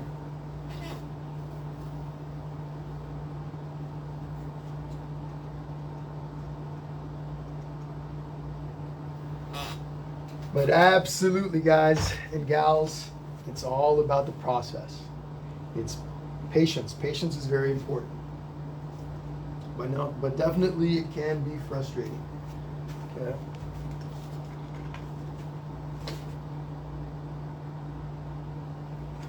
So take about another minute on those leaves.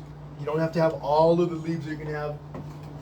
At the end, towards the end, you'll be able to come back and add more leaves as you see fit.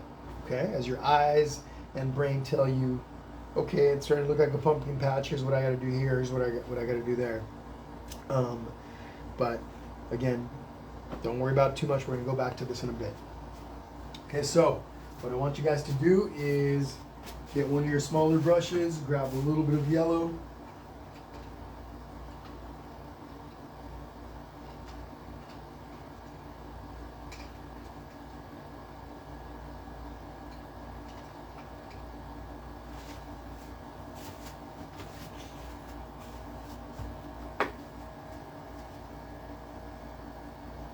Okay, and grab some yellow here. I just grabbed it straight out of the bottle. Don't need to mix it with anything.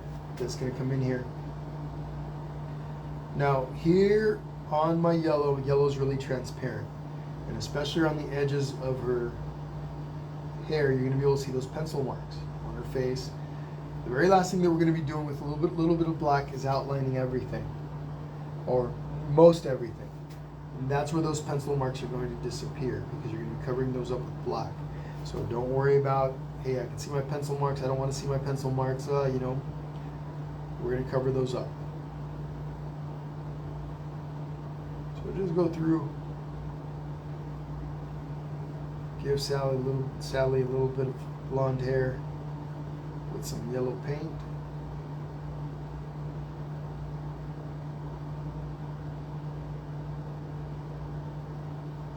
And then we're done.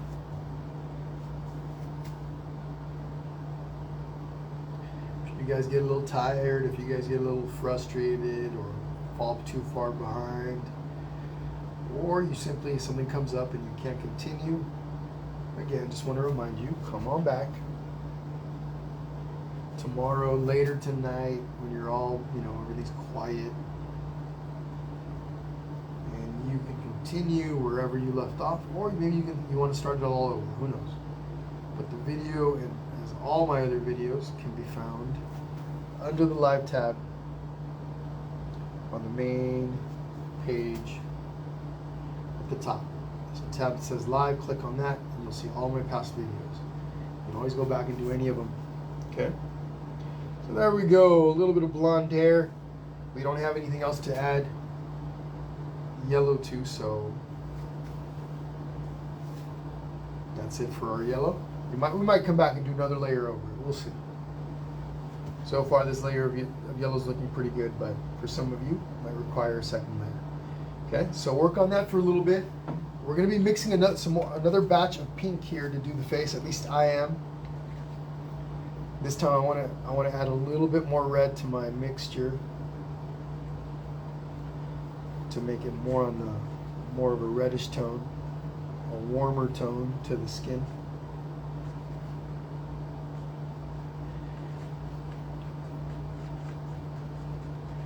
And with the second pass, I'm probably going to lose most of the features, drawing the pencil marks, but don't worry too much about that. As long as you can see them a little bit, you're okay. All right, I think that's about it right there. Looks a little redder, a little more pink tone.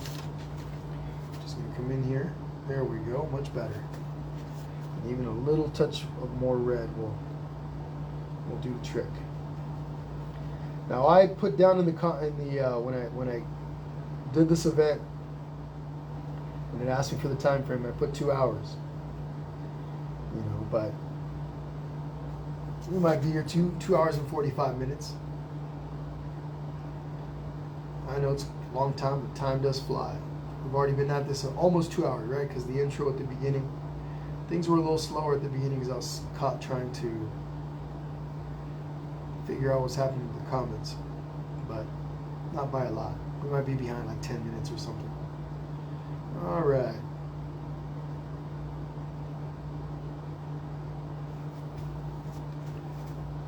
So there's Lucy. I'm gonna go over. Oh, sorry, not Lucy, Sally. Dang, I keep wanting to call her Lucy. Sally.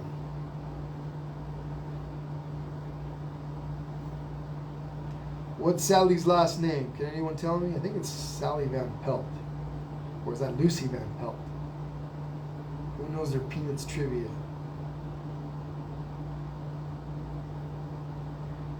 Pigpen, there's Pigpen. We gotta find a painting where we can do Pigpen. That thing's hilarious. And one of my favorite characters is Pigpen. Not that thing, the character's hilarious. Okay, did his face, do his hands.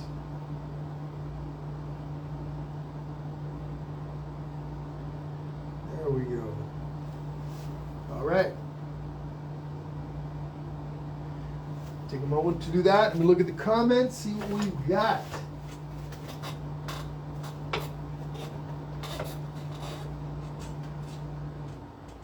Ah, Sally is Charlie Brown's sister. Oh, that's right, Brown. Super cool. Sally Brown.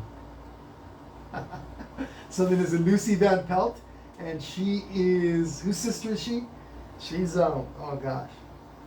Been a minute.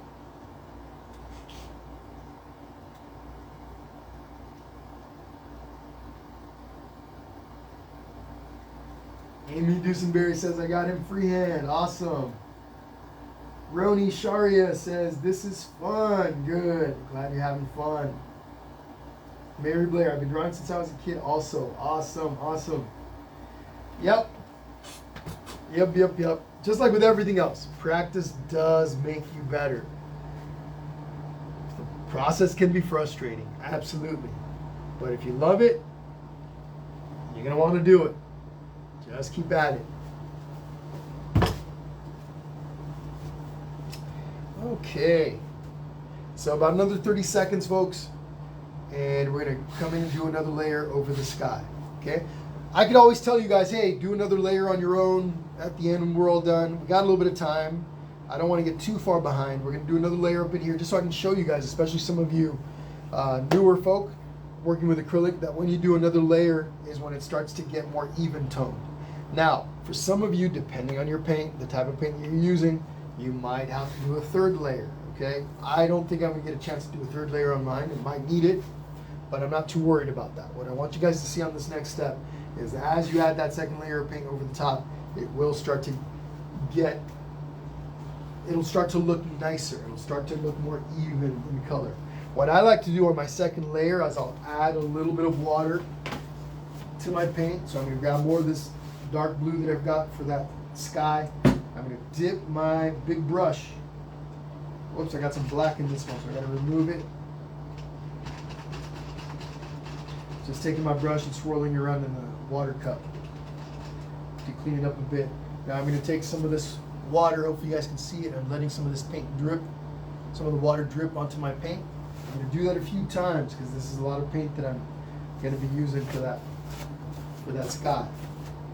So letting that water, my water's a little on the muddied side because it's got all those colors that are mixed in, but it's okay. It's not, it is really diluted, so it's not going to really affect my blue here too much. Now if it was a lighter color like white or yellow or something like that, then that dirty water might affect the color somewhat, but in this case it's not showing up at all. So I've mixed some water in there. Mix it in really, really well. Again, I don't want any runny paint, so I want to make sure that I hold this up like this. Okay, no runny paint anywhere, good to go.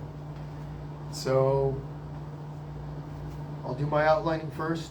Whoops, I do have some drips on my brush though from some of the water that was on here earlier, so I gotta squeeze all that out. Sometimes you'll be painting along and a drip from down close to the bottom here where the water is comes out and it'll drop on your something down below and it can cause some headaches. So just going through and outlining. I'm going to switch over to a small brush. A little 1/4 inch brush here. I'm just going to come in here and outline the small parts once again like I did earlier.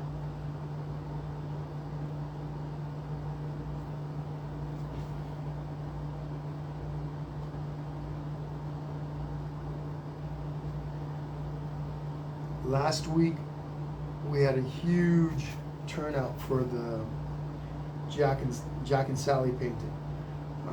This week, all 3 of the events this week were added last minute.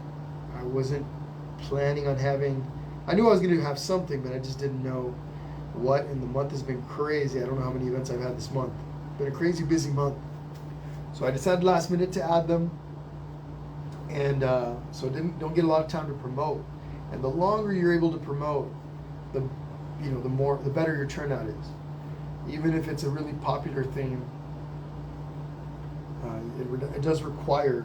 I think Jack and Sally after the first week of promotion, it was probably at about where today's painting is, and then after the second week, it just blew up. But anyway, so these were all added kind of last minute. We ended up with a nice crowd today, so fantastic. Again, I just want to thank all you guys for being here. So I'm going to come around here, just still working my edges in. And then I think I overdid it. I put in 3 events. I probably should have only done 2. I did 3 events, squeeze them in at the end of the week, and I've been scrambling trying to get everything done on time to be ready. So anyway, part of the fun. Last night I woke up in the middle of the night going, oh my gosh, I got so much to do tomorrow. And then it took me a while to go back to sleep. All right, so now that I've got everything outlined, I'm going to come in here and now everything's turning out a lot more even, cleaner, nicer.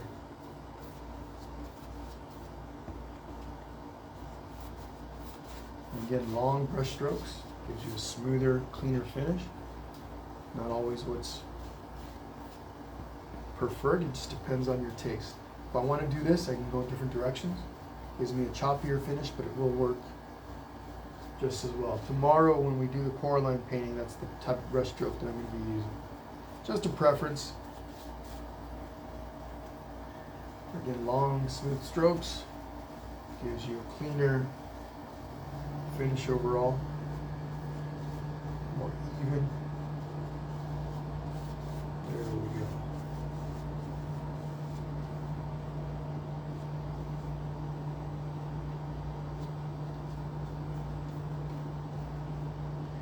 All right, I'm also going to come in here a little bit more later. Here for sure I will come in and add another 3rd layer. I'm not going to do it on the video, not necessary, but there we go.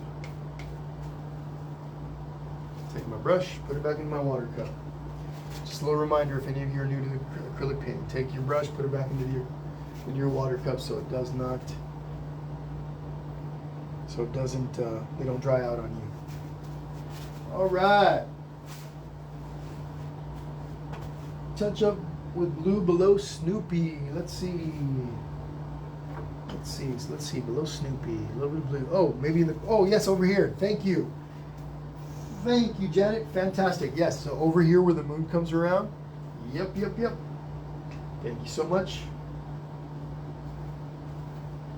So I'm going to take a smaller brush for that. A little 1/4 inch brush. Right in here. Not much, but it makes a difference. Okay, right where the moon kind of falls into the pumpkin patch, behind the pumpkin patch. And I probably went a little too exaggerated on that, but as far as the curve, should have been a little bit less steep, but that's okay. I can always, if I wanted to, I could actually wipe that off. Let me show you guys. For those of you that are new, I got some paint on there. I'll take a paper towel. Because it's really fresh, I can do this. Most of it comes off. Now I can take a little bit of water on here, just dip my paper towel into my water, even though it's water that's all got some, got paint in it, it's dirty water. I don't want it super wet, but I can come in here and I do this. Now I can clean that up, okay? When I come back with white, etc., I can fix that. But now I can come in here and refine my edge to make it a little less steep and a little bit more natural looking. So maybe I'll just come in here and kind of do that instead. I'm not standing right in front of the canvas, I'm over to the side, so it's a little difficult for me to see, but anyway, you guys get the idea. Touch up in here. Clean up my edges around my characters a little bit.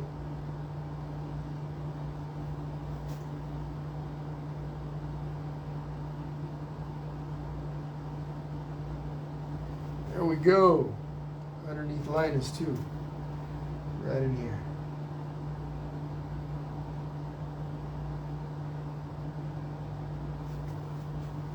All right.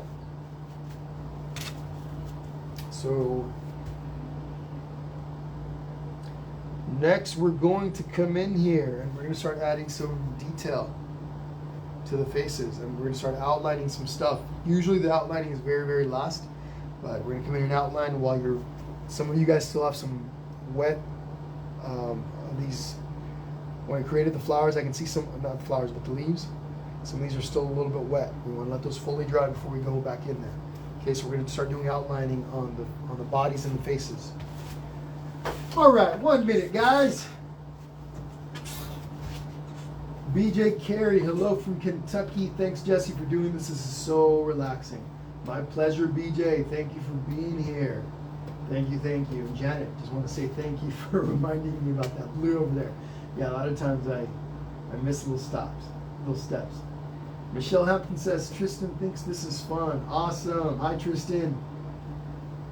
Oh, the bow. So this is light blue, okay? And absolutely, good point out there, Joe Solo y Familia. So because we're working with blue, absolutely the next step, the next logical step, or the next efficient step, I'll say that, not logical, but for efficiency's sake, I'll take a little bit of blue, mix it with some white, to get a light blue. I'll come in with a bow and then also on the top of the blouse. Thank you for that. Fantastic. Let's see. Brandy Marzullo, you're welcome. Thank you. Okay, so might as well do that now. I'm going to take one of my small little brushes, little liner brush. Okay, because that little bow is pretty small. Also, the top of her blouse is pretty small. So let's go ahead and take my little liner brush. Got a little blue over here. Blue. So some of you, we're going to have a lighter light blue. It just depends. Just going to come in here. Drop a little bit of paint in there.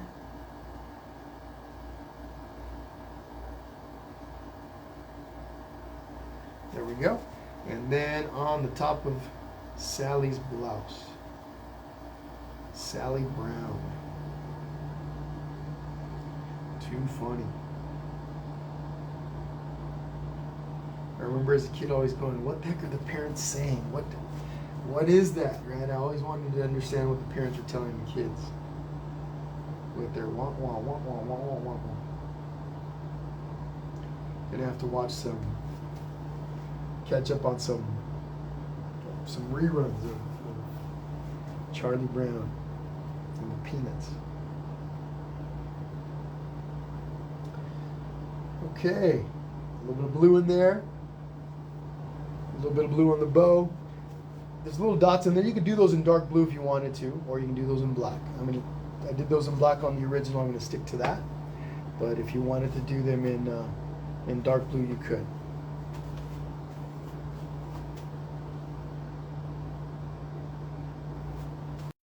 looking at? Maybe a bit.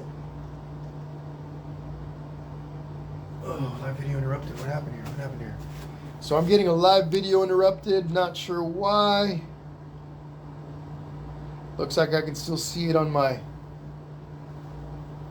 Guys, let me know if you guys can still see me. I got a message that the live feed was interrupted.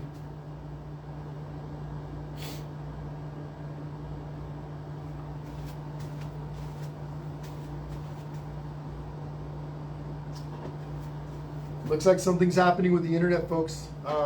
Must be something happening with the internet. Hopefully it does not mess anything up. Hopefully it goes away. Hopefully we'll catch it back up. If for whatever reason the feed goes,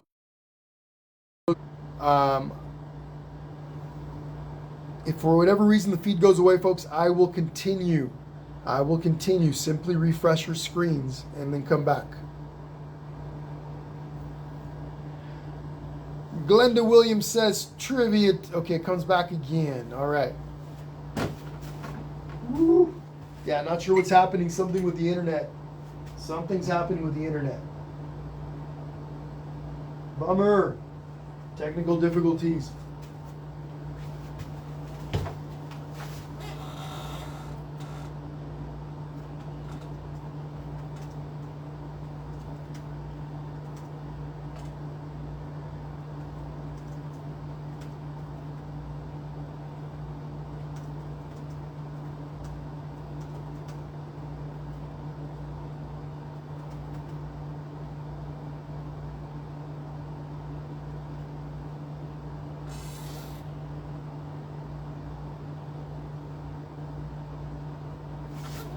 Hold on, folks. Let me check something here real quick.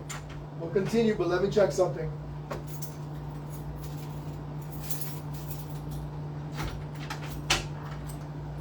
Hold that thought. Hold that thought.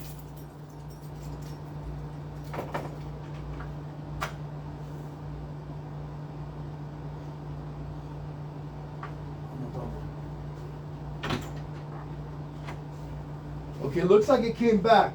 Looks like we're okay again, but yeah, that's weird. First time that's ever happened. Don't know what's going on. I'm going to try to speed things up a little bit so I don't lose you guys, okay? So here we go. Hey guys, let me know if everything's okay. Donna Baker, can you tell me if everything's okay on your end?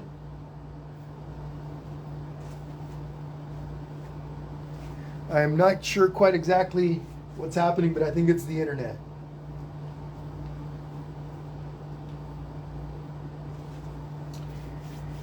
Okay, let's do some outlining. Again, I'm going to speed things up a little bit, folks, so that we don't end up losing the entire internet or the feed. I don't know what's going on. I'm going to take just black. I'm going to come in here. Again, I want to add a little bit of water to my mix. Just want to take some water, add it to my mix. Yeah, guys, I think it's the internet. Something's happening with the internet. This is the first time that this has ever happened since I've been doing these, and must be something going on, maybe some issue. There isn't. I'm the only one that's on the internet right now, connected to the router, so not sure what's happening. But straight black, little liner pen, little liner brush. Here we go. Here we go. So I'm going to start with Sally. So again, folks, whenever we use the little liner brush, what I like to do is I like to spin the tip of the brush, and that makes it really skinny, makes it a lot easier to make really small lines, okay? So I press my brush up against the plate, spin it as I pull it away, spin it, and that point gets really tiny. So we're going to start with the mouth. Actually, no, we're going to start with the outline of her head. So I'm going to come around the left side, right side. On the right side, I come with my line in front of the ear. You actually have, so her head's slightly tilted that way, a tiny bit. It gives that illusion, okay? Again, this is all about illusion. We're creating illusions with paint and brush strokes. Okay, and then we come around underneath her chin. Goes like that. The reason I mentioned that this line actually comes across in front of that ear is because on the other side it does not comes around the ear like this. Again, that creates the illusion that she is slightly turning her head that way to look at the great pumpkin.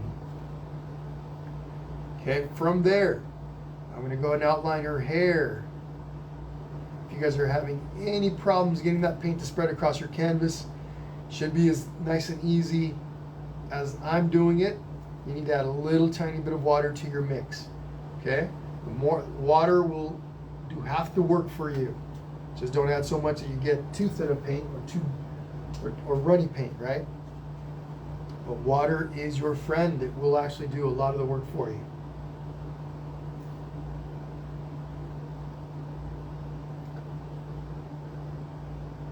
Okay, just like that.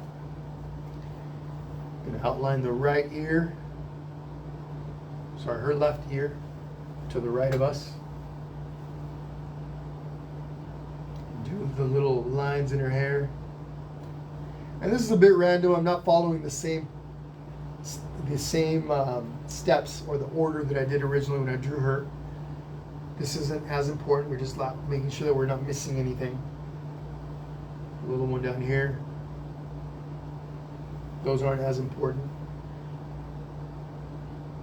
And now we're going to do the face, mouth, eyes.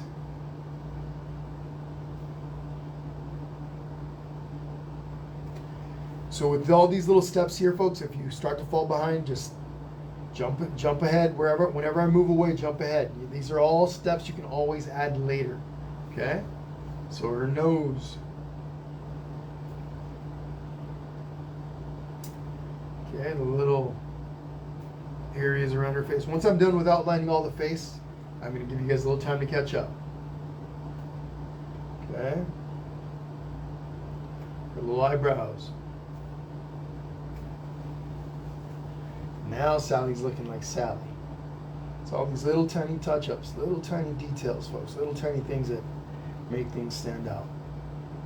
All right, going up to her little bun.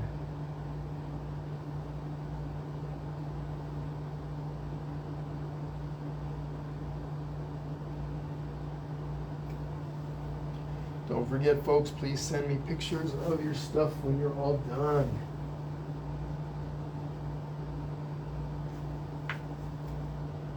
Now this top part of her hair and the top of her head does not require an outline. But if you added one, it probably wouldn't hurt anything. Okay? Up to you guys. I'm talking about this little area right in here. Outline her little bow.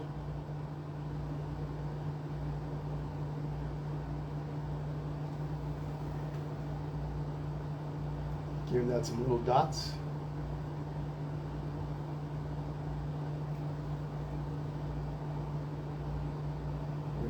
Outline the neck and her little blouse. Okay, you guys got a couple minutes on that, then we're going to move over to the face. If you guys followed along with all of this, it would be a simple matter of going over and outlining an outline. So again, I'm going to go over this, but just kind of explaining. You would be doing the same thing pretty much over here that you did with her. You outline everything that we did in pencil. Okay. So, anyhow, just talk it out loud a little bit. So work on that for a bit.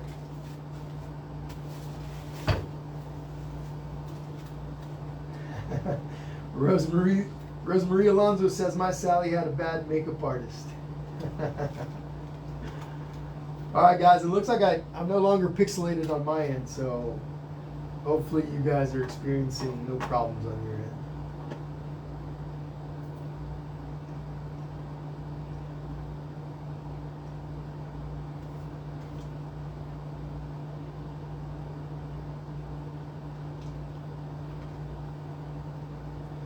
Glenda Williams, you guys have a spike statue in Needles, California? You mean like Subway as in like an actual Subway, or are you talking about, I'm assuming it's Subway, unless it's a Subway sandwich place, which might be kind of weird, but I don't know.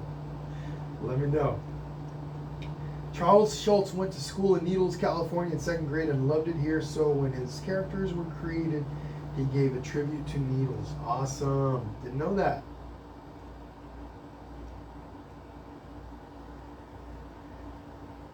Trivia time. Where does Spike, Snoopy's cousin, live?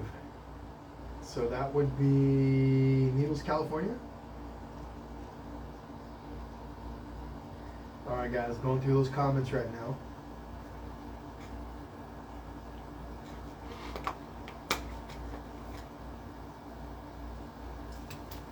Sounds good, Amy. Yeah, you could always do that with baby line. You do your little lines with a little pen, a little tiny fine liner pen. You want to let everything dry first before you come in with the pen.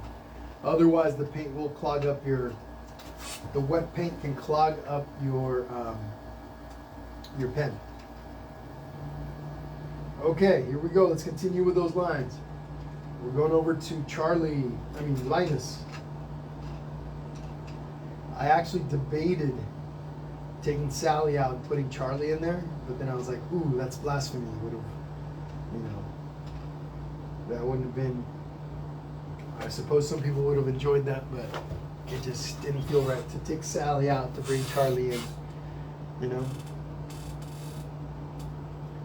All right, here we go. Linus, God. All right, right in here. Start with the eyeballs.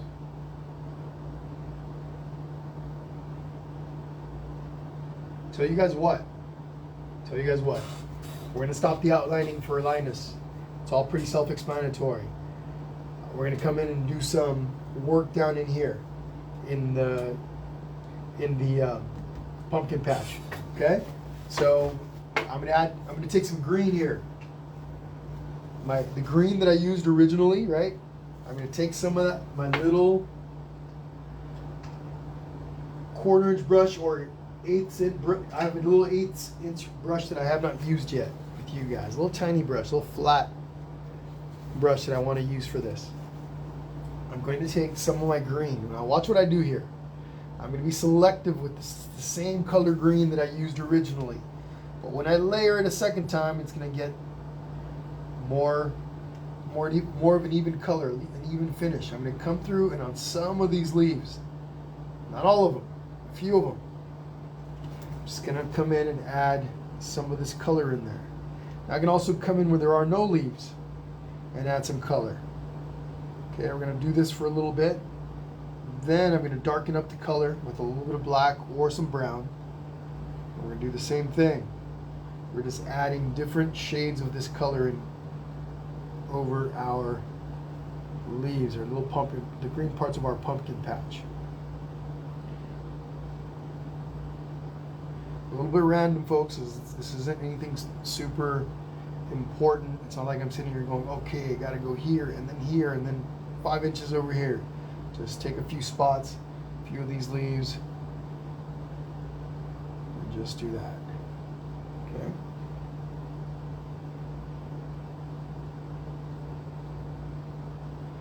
Once we've done that a bit, we're going to switch colors. Still working with green, but I'm going to add a little bit of white to my green to lighten it up a bit. Got some greenish leaves in there, so I want to work in some of those. Let's take a little bit of the green, bring it over to the side, take some white, mix the two to create a light green. Now watch what happens. Some of these leaves are going to start popping out. So like up in here.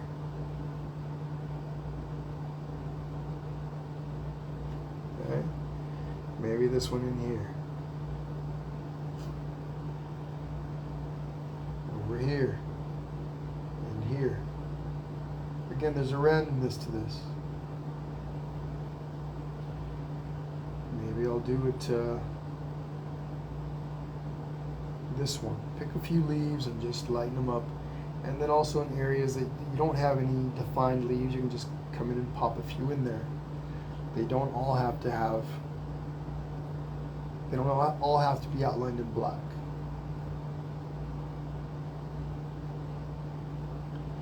Maybe up here by Snoopy.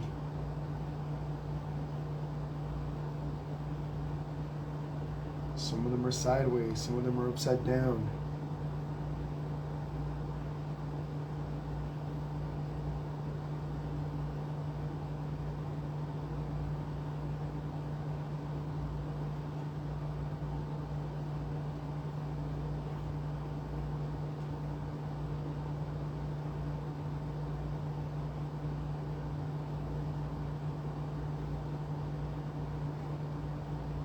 Okay, so do that for a little bit. And then in a moment, I'm going to take some brown and add it to my green and do the same thing.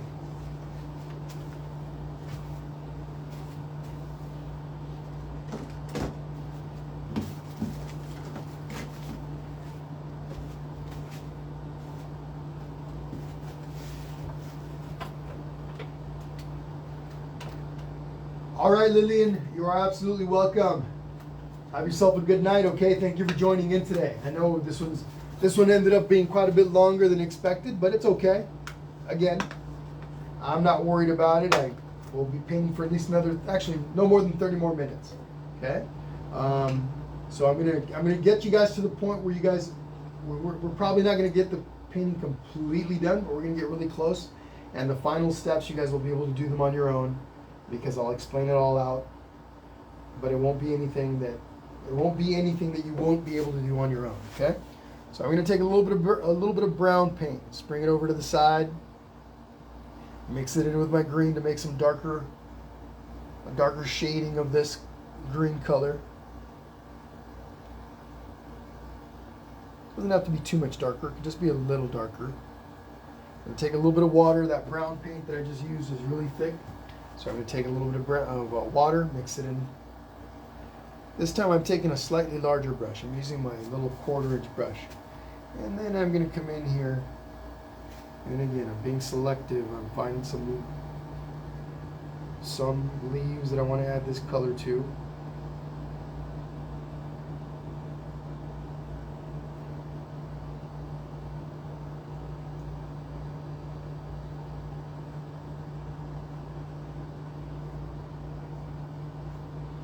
In just a little bit, we're going to add stripes to our pumpkins. But it is all these little different shades of this green that start to give the illusion of a pumpkin patch.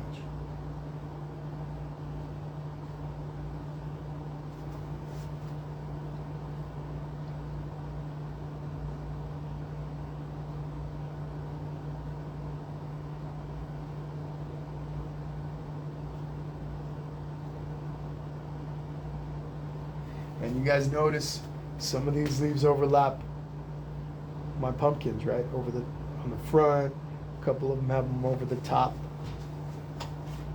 We can actually come in here and start adding a few of those, like that. I'm using my little brush here. I'm using just the skinny kind of, or the corner of my brush. And I'll just find a few of these that I say, okay, like this one here.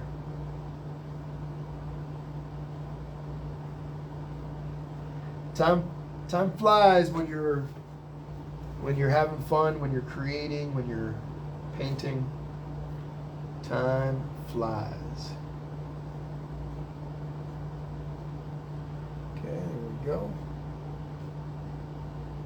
Just a few more of these, and we're going to move into the lines on our pumpkins. Now, if you needed another layer of paint over your pumpkins, don't worry about it. You're going to put your lines in, then you're going to come in with paint in between them. Okay. Also, some of these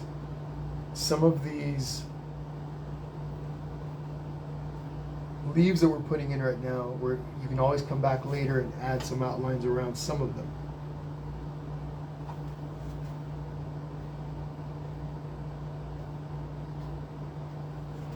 All right. Crystal Ringle says it's looking good on my side. Out of curiosity, where would we put lighter grass with this moonlight effect? Great question. Okay, so if you wanted to do that where you're reflecting some of the light from the moon, you would do it anything that you want to accent, but especially over the tops of some of your pumpkins, the stuff that's up above. Some of these leaves would be getting lost. The light wouldn't be hitting them because of the pumpkins that are there, right? So they'd be more of in shadow. So more of your white, your lighter colored leaves would be over towards this side. I didn't account for any of that in the painting. That creates another complex step. And the piece was already complex enough, but you would concentrate those lighter shades of the green leaves up over on this side. So not all of them. You select a few of them, like maybe this one on top, these over here, maybe this one that's peeking up over the top right there, a few of these, a few more over here. You can still have some light ones over here also, but most of them would be concentrated over on this side. Okay? So, all right, guys, let's finish that up about another minute, and then we're going to start adding these lines that make our pumpkins look like basketballs. That's how the original was, and I didn't want to start messing with it too much, changing things up. I think one of the things that I might be doing is taking iconic scenes like this from cartoons and recreating them. I think it's just a really fun thing for kind of nostalgia for a lot of us, and then the kids that love to do this stuff, but taking some iconic scenes and recreating them. Those will be some of the sessions going forward. So they're a little complex, and I'd like to try to stay as true to them as I possibly can. I will minimize the complexity where I can, so it makes it easier for most of us. But here we go. A little bit of paint, a little bit of water, a little liner brush. Each of these pumpkins is going to have lines that go in different directions, right? But once you find the direction, they obviously all pretty much go in that direction. You also want to curve them a bit to indicate the curvature around the pumpkin. So for example, this big one right here, it's right in here. Maybe my center, and I don't need to draw a circle, but you can if you want. Your center is right in here. So just imagine from there, all your lines curve out from there. Once you commit to a line, go for it. Yes, they can be tricky to create, but the more slowly you move, typically, the more your hand is going to shake. So, plenty of water, and then just go for it. One thing I like to do, since I'm painting on a canvas, on an easel, I'll take my non-painting hand, I'll put it right across the front here, and then I'll use that to stabilize my hand. And I'm going to work quickly through these. Don't worry about keeping up so much. You can do a lot of this on your own. And once you get the hang of it on a couple of them, that's all you really need to do all of them. So I am outlining the outside of the pumpkin. Again, the trick is to have enough water in your paint without it being runny, so that you allow that water to do most of the work for you, or at least half the work.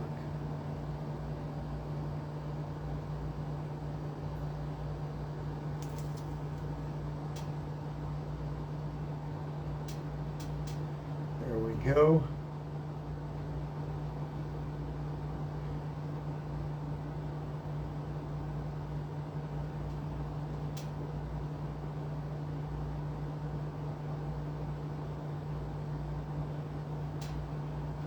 Okay, get an outline and make your little lines.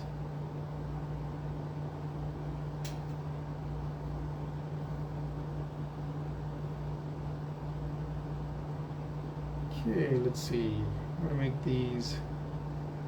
Yeah.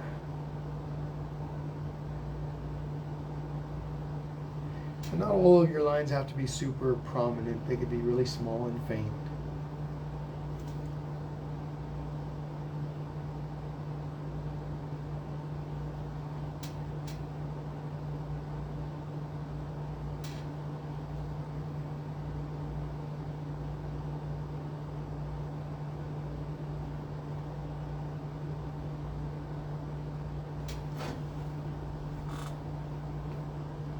Yeah, a bunch of cartoon scenes.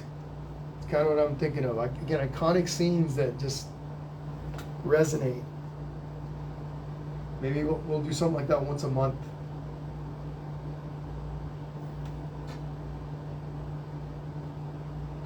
Call it the iconic cartoon series or something. The iconic cartoon scene series. So this outlining is what's making everything stand out on these pumpkins. And watch, I can also come in here to some of my leaves, right? And I can add leaves where there aren't any. For example, maybe over here, where all there is this light green, I just kind of add a couple little leaves, and now there's another leaf there. Some of these areas where I came in and put in darker or lighter colors, but there's no outline, I can come in and outline. I don't have to do this to every single one. There could be some leaves in there without any outlining. Makes them fall slightly into the background. Not every leaf has to be prominent. It's the combination of all that, the colors and the outlining and the no outlines, that make these stand out. That create the depth in 3D.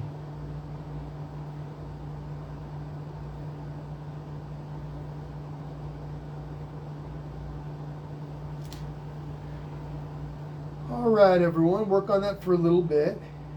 I'm going to finish up my basketballs. All right, I'm going to finish these up, and then we'll go back to Linus, and then we're pretty much done. Okay, again, when you see me move to Linus, if you're not done with all your lines, don't worry about it. Move with me, and then you'll come back and finish this up on your own. Let's see. You know what, I'm going to change this up. Yeah, actually, this is going to be sideways. Don't forget, water is the trick. You might want to even practice this on a plate, on another paper. You might want to practice your lines. Okay, it takes practice, but typically once you commit, you go for it. You don't want to move so slowly. Again, I'm painting on an easel. I use my non-painting hand to stabilize my painting hand. I use water to thin out my paint a little. That does help out quite a bit.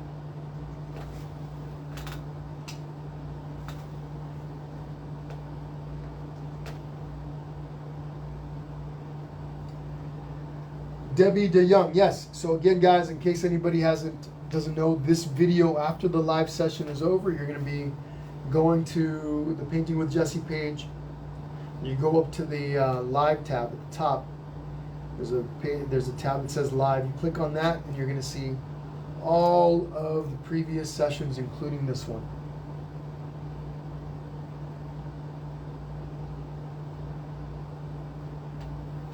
I actually was going to do the scene where Linus, right before he faints, his face gets really weird. Like, he really looks like he's in bliss. And I was going to do that one. But last minute, I kind of changed my mind. No reason. All right. Okay. Now, we're not going to do a whole lot more in the patch. Okay. What I do want to mention is you could come over and add more greens in there, more colors. The more colors you add in here, the more depth you're going to create. And I leave that up to you to decide on. Okay. We're closing in on 3 hours, and I know a lot of us have to wake up early tomorrow, and I don't want to keep you guys too late. And then it's not super important that we go through and do this. The last thing, though, we're going to outline this, and then we're going to go ahead, even though the moon is white, we do want to add a layer of white to it, because there is a difference between a painted white surface and a non-painted white surface. Now, the moon doesn't need any outlining. When we do the moon, we're also going to pop in some stars there up on top in the sky, and that will be the last thing after we sign. Okay? So take a moment there while you kind of finish up some things on the patch, and then we're going to continue the outlining. Go to the moon, and which we're going to do rather quickly, and then the stars, and we're good to go. And I just want to remind everyone, for those of you that are interested and are able to, I have my virtual tip jar, Venmo, PayPal, Zelle. Venmo, it's at Painting with Jesse, all one word. Same thing with PayPal, all one word, Painting with Jesse. Actually, PayPal would be easier if you find me under with my email, paintingwithjesse@gmail.com. If you don't see my picture, you'll see my picture on both Venmo and PayPal. In the, on the front, you'll see my picture either holding a canvas. It looks like you'll see me. It's not me, okay? And it won't be under Painting with Jesse. If you find somebody else has a different picture than me, it's probably because you spaced these out and Venmo only got painting. Okay, anyway, again, for those of you that are interested, Zelle is just my phone number, 951-217-2237. Okay, this information will be in the description of the video, so you guys can always go back to that. But again, I do appreciate it. It just helps me with all the advertising costs more than anything else. Facebook does charge for that, so but it helps me grow my channel. The other way you guys can help me is by sharing this page with your friends, inviting people to like it. And I really do appreciate all of that help. And I appreciate you guys being here. Okay, all right, so let's do some outlining really quick. Linus, let's finish up the outlining. Back to my little liner brush. Some water with some paint. Just gonna come in here and quickly do the nose. Okay, do the outlining around the eyes. Again, it's his hair that's really gonna make a difference. We're gonna leave the hair for last. We're outlining the eyebrows, the neck. Now I'm speeding this up, folks. Don't worry about trying to keep up. Do the head underneath. We're going to do his fingers.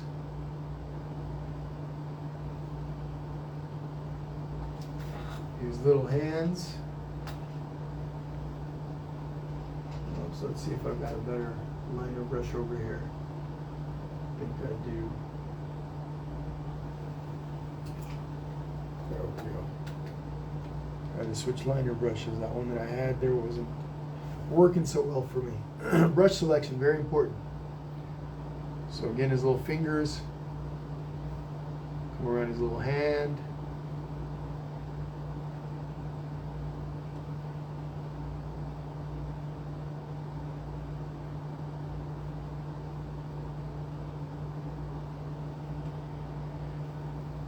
Come around the top of his head. Now Linus is starting to look like Linus. Okay, now right here where his head is, in his ear, I am going to bring that down the side of his face and then outline the ear a bit. I'm going to outline his mouth.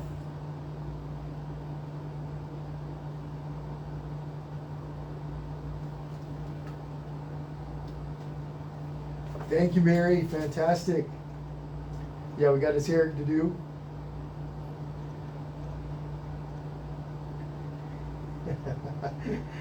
Kristen Adams Martinez, his hair. Yeah, his hair. Right now he's looking like bald and beautiful. He doesn't have a whole lot of hair. But yeah, it's his hair that actually makes him stand out. All right, here we go. Let's do some of those hairs on his head.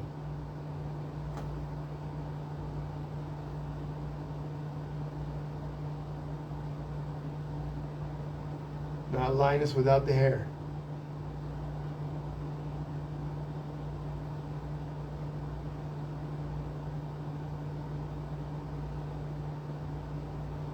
What can I do with my pinky?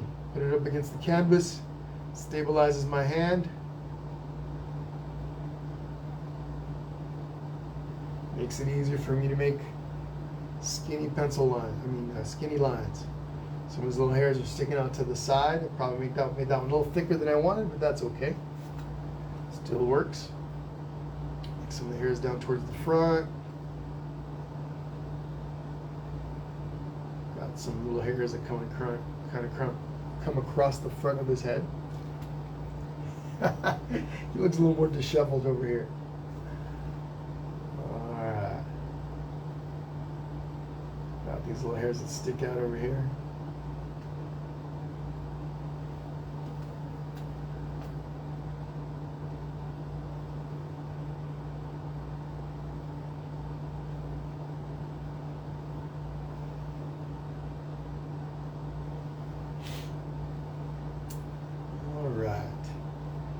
Okay, let's do his shirt.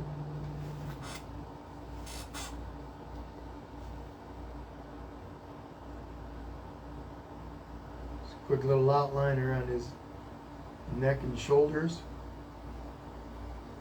Down the front of his belly. Make sure we do the sleeves. Then his little stripes. Now I could have done a second layer of paint on his shirt. I would have made it stand out a little bit more, made it a little bit more intense like this one.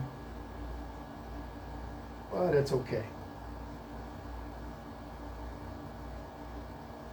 Don't forget, folks, please send me your pictures. I totally want to see the outcome of your paintings. Even if, you know, if you struggled a little bit, send those over to me. I love seeing your work. All right. Time to talk about the moon and the stars. Pretty basic. Straight white. Got this 1/2-inch brush. I'm just going to take pure white. Don't need anything else in here. Okay. Grab my brush, dip it right in. The white that I'm using is pretty fluid, so I don't need to mix it with any water. It's a little chunky too. That's all right. It's going to outline everything.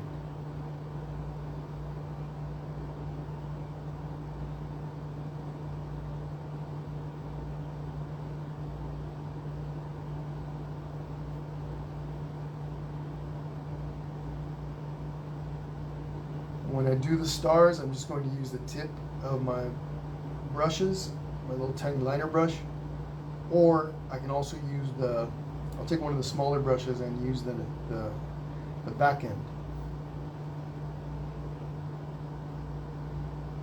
I'll take the back of the brush, dip it right into the brush, and dip it right into the paint and start adding little dots across my sky. And if some of you guys have glitter paint or glow-in-the-dark paint, you can always add that stuff over the top of these. For those of you that have worked with me in the past on some of the paintings where I add glitter paint to them,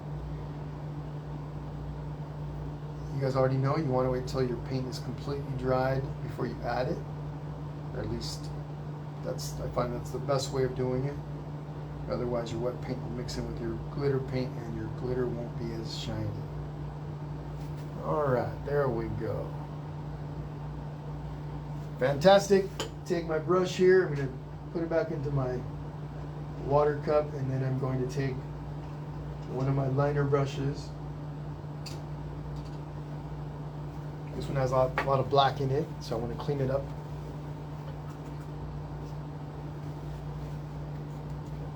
Okay. And I'm just going to dip it right into my white paint. We're almost done here, folks. In a moment, I'm going to take a look at any questions or anything that come up before I say goodbye to everyone. Just coming through and touching up my canvas. And the more pressure I place on the brush, the bigger the star is, right? If I barely touch it, little tiny stars. And I'm using my finger here to place up against the canvas. It allows me to control how much pressure. If I just do it with my finger, my hand loose like this, it's a little more random. By putting my finger down on the canvas like this, my pinky, that allows me more control. Now the other thing I mentioned is I can take the back of the brush, dip it right into the paint. So I got paint right here, and I just come across. And again, the pressure will vary a little bit, creating smaller or bigger stars. The harder I press down on that, the bigger the stars. This is actually a little faster than using the bristles, because with the bristles I got to be a little bit more controlled. Put some little stars in between Sally and Linus. Correct me if I'm wrong. Am I remembering correctly? Did Sally have a crush on Linus? I am rusty on my Peanuts lore. There we go. The very last thing you would do when you're all done is to sign your piece. A couple of things I didn't mention. I would also take my green and wrap it around my edges. the green, right? Like this, I would take some green, just like I did with the blue. I would take some green and I would do this. Just kind of take any of my green colors, doesn't really matter, but probably best to use the original. I would just kind of go down the edge on both sides. Okay, I would do this like this completely, right? And then I would do the other side. You could also do the bottom, but if you do the bottom, you want to flip up your canvas and let it dry like that. So it does, if you have an easel, if you have this on an easel, it would stick to the easel, so I won't be doing that right now. And then you'd want to sign it. You pick a little corner, right or left. But that's where most artists sign their pieces. Bottom right, bottom left. You can sign wherever you'd like, whatever suits you. Some people like to be a little different. It's all good. You can take whatever color you want to sign your piece. I'll take maybe a little bit of red. Got a little black on my brush. Mix it with a little bit of white.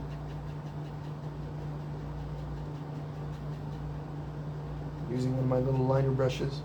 I'm just going to come in here and sign my last name. Down here, gets lost in the foliage a bit, but I like it. I like this color also. Contrast with this color I created in the background is pretty cool. So there we go. All right, guys. That is the end of that. Hopefully you guys all had a great time. I know that I did. I really appreciate all you guys. There's like 60 devices still here from like 140 where we started. That's pretty good if you ask me. But anyway, hopefully you guys join me tomorrow. Don't forget, we got 2 events. 2 o'clock, we got Coraline. There is no stencil for this one. It's all going to be freehand. There's a lot less steps involved. The most complicated piece is Coraline. I was going to add a cat in the house, but I was like, you know what? That's going to take too long, and we got Maleficent to do at the end of the day. So this one, Coraline's at 2 o'clock West Coast, right? West Coast Pacific time. And then we got Maleficent, the big one. This is the big one, 5 o'clock Pacific time. I'm going to be teaching you guys how to do everything on here, but I do have a stencil for her upper body. I have a stencil for the dragon and for the crow. Send me a message at paintingwithjesse@gmail.com if you'd like those. And then once again, folks, you guys can help me out quite a bit by sharing the page. Sharing it, inviting friends, and if you haven't yet, please be sure to like the page, because that's how you'll be able to get notifications on your wall of all the events that I do going forward. Got a bunch of really fun stuff coming up over the next few weeks. Sometime towards the end of November, I got this cool Christmas theme ready to go. Okay, this will be towards the end of November. And I got some other Christmas stuff. I got some Thanksgiving stuff. We're going to be doing a Christmas. What is it? Charlie Brown and his little Christmas tree, or one of those iconic images. Charlie Brown Thanksgiving, all that good stuff. Okay? All right, guys. I really appreciate you guys. Thank you so much. Oh, Carol Roth says, how long did it take you to learn how to draw like that? Fantastic. You know, Carol, I've been drawing since I was about 3 years old. That's kind of like what the story is with my family. And I remember some of my earliest memories. When I go back, I think I remember some of my earliest memories are of me drawing. I just love drawing. And I was a perfectionist. The perfectionist tendency will frustrate you a bit, but in time, because as long as you keep at it, you will get better. Your brain, just like everything else, your brain will start to grasp things like dimension and proportion and depth. It becomes instinctive, and you don't really have to work too hard at it. But it is practice, and I drew since I was, let's say, from 3 years old. I drew a lot through elementary school and then in junior high, and then I kind of stopped drawing so much, like in high school, and every once in a while I would dabble, but I would always come back to it every once in a while. And then I started painting about 15 years ago. I started painting in oils, and I did a lot of commissions and portraits, figurative art, It's kind of self-taught. I basically just practice. You learn by practicing, and that's what I did. So anyhow, that's kind of the background on my art. But thank you for asking. Yeah, so I've been drawing for a really long time, and it does take a little time to create. Everybody starts at a different level, right? Everyone has a different starting point, but you will get better with practice. So for those of you that are new to this, please, don't get frustrated and give up. Get frustrated if you want. It's part of the process. It's just natural. Get frustrated if you want. I recommend relaxing and having fun with it. That's going to help you a lot. But if you do get frustrated with the process, understand that it's how it works. And if you like it enough and you're willing to put in the work, you will get better. There's such a therapy to art. Everything from creating it to sharing it and teaching others. There's a really big therapeutic component to art. Anything creative, I think, is therapeutic. Often you just do it just to do it, even if you don't feel like you're good at it. You do it for yourself. You relax. You have fun with it, and there are so many benefits to it. I like to say that if everyone did something creative regularly, there'd be a lot less of a need for therapists. Because you release a lot through your art, through your creation process. There's a meditation involved. There's just tons and tons of benefits to it. So anyway, I highly recommend it to everyone. But thank you so much for the question. All right, guys. Thank you guys. Everyone have an awesome time. If you didn't finish it up, go back to it. I'm going to finish up the video here in a moment. It'll be up in the Lives tab in a few minutes. And then please don't forget to share your paintings with me, okay? Take pictures of yourselves holding them, or take pictures of just the paintings by themselves and send them over to me on Messenger under Painting with Jesse, or here in the comment section. I prefer it under Messenger because it's easier for me to keep track of them, but you can send them to me in the comment section of this video. All right? Okay, guys, thank you so much. I'll see a bunch of you guys tomorrow. Have an awesome rest of the night, and we'll see you soon. Bye-bye.